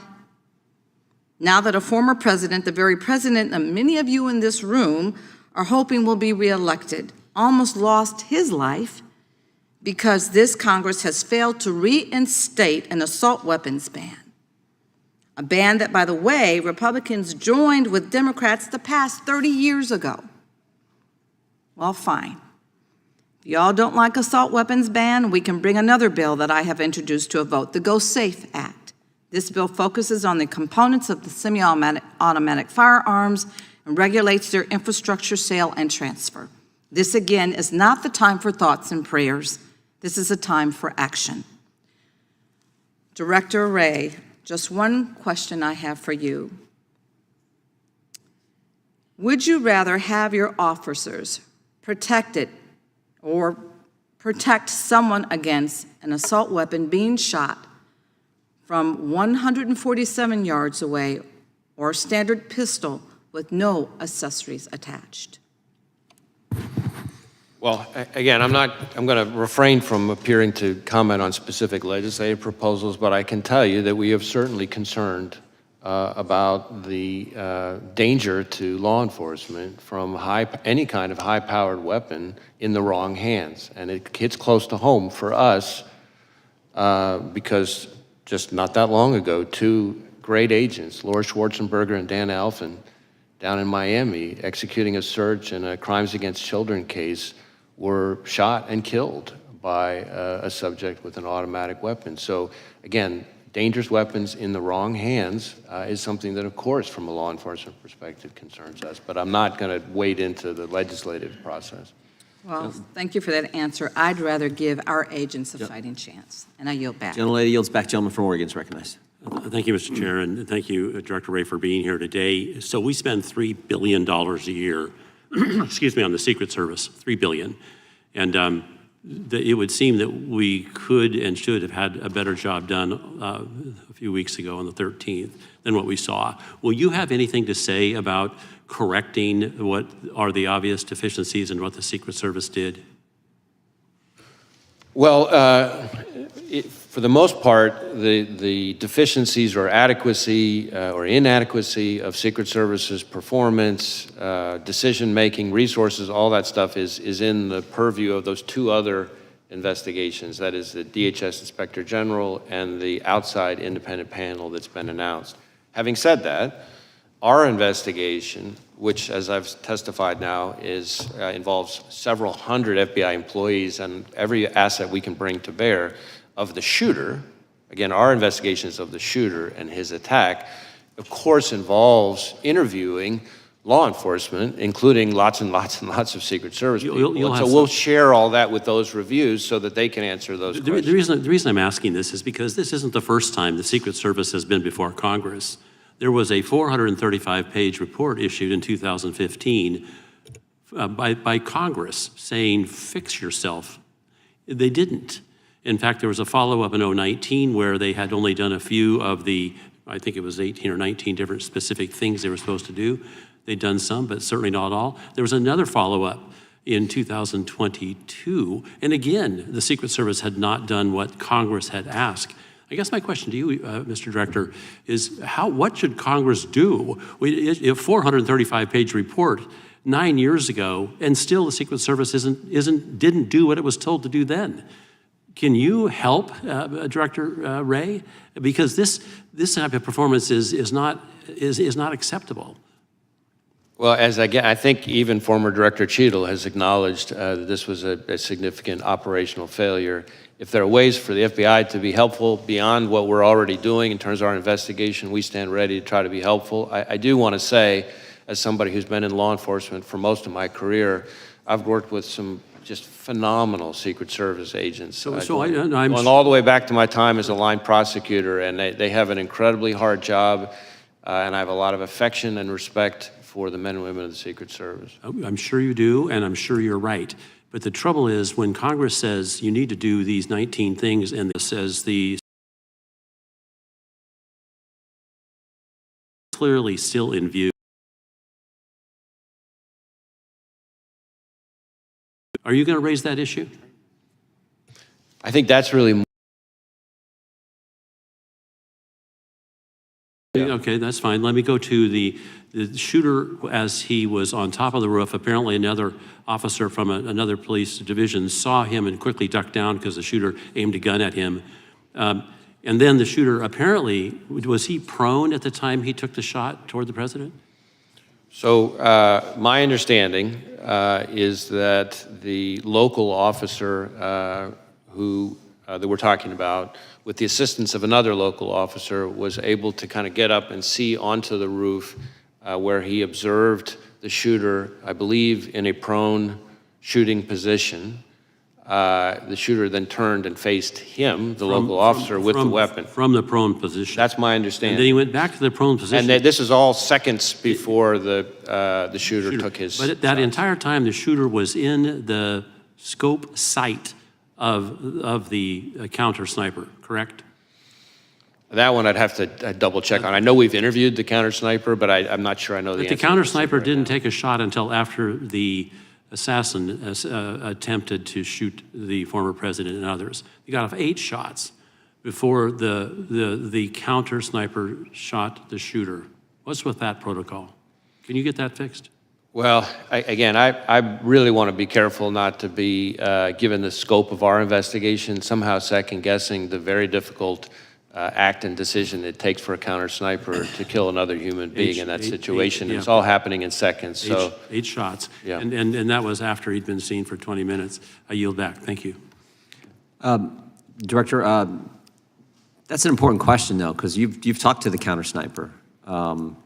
And that, I mentioned this in our opening statement, that critical 5 minutes from 6:09 to 6:14 and what takes place there is critical. And I think that's what the gentleman was getting at. And we were hopeful that you could tell us something about your interview with the counter sniper. yeah, I guess I want to distinguish a couple things. There is some individual, not law enforcement, I believe, who spotted the shooter on the roof a few minutes before.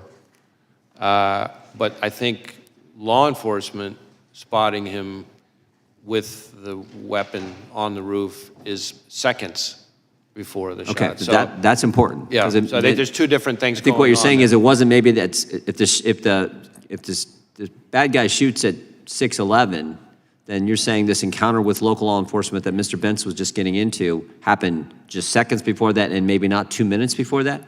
That's my understanding. That, in other words, that there's different things here. There's an individual, at least one individual I can think of, not law enforcement, member of the public, who observed him on the roof. Not clear whether or not the individual saw a weapon or not, but saw him in a way that was concerning. That is some number of, not many, but like just a handful of minutes. I think separate from that, as far as law enforcement goes, in terms of a weapon, this local officer that we just talked about observed the individual, again, literally just seconds before the shooter took his shots. Separate and apart from all of that, roughly, I think, maybe a little less than or around an hour before the shooting, there were local law enforcement officers who observed the shooter, not up on the roof, not with a weapon, but with I believe, a rangefinder, kind of like you would use if you were playing golf or something, in a way that was odd and suspicious. So that started happening with local law enforcement beforehand. But in terms of shooter, meaning with the weapon, law enforcement, my understanding is that the first time that happened was this local officer climbing up on the roof seconds before the Again, we want that timeline. I think the committee wants that timeline and communications that were taking place in that short period of time. Again, as I've said with everything else, I really want to be careful. I'm leaning in, trying to share as much as I can here. Facts are evolving, things may change, but we are working on a timeline, among other things. Committee will stand in recess until after the Prime Minister's remarks conclude.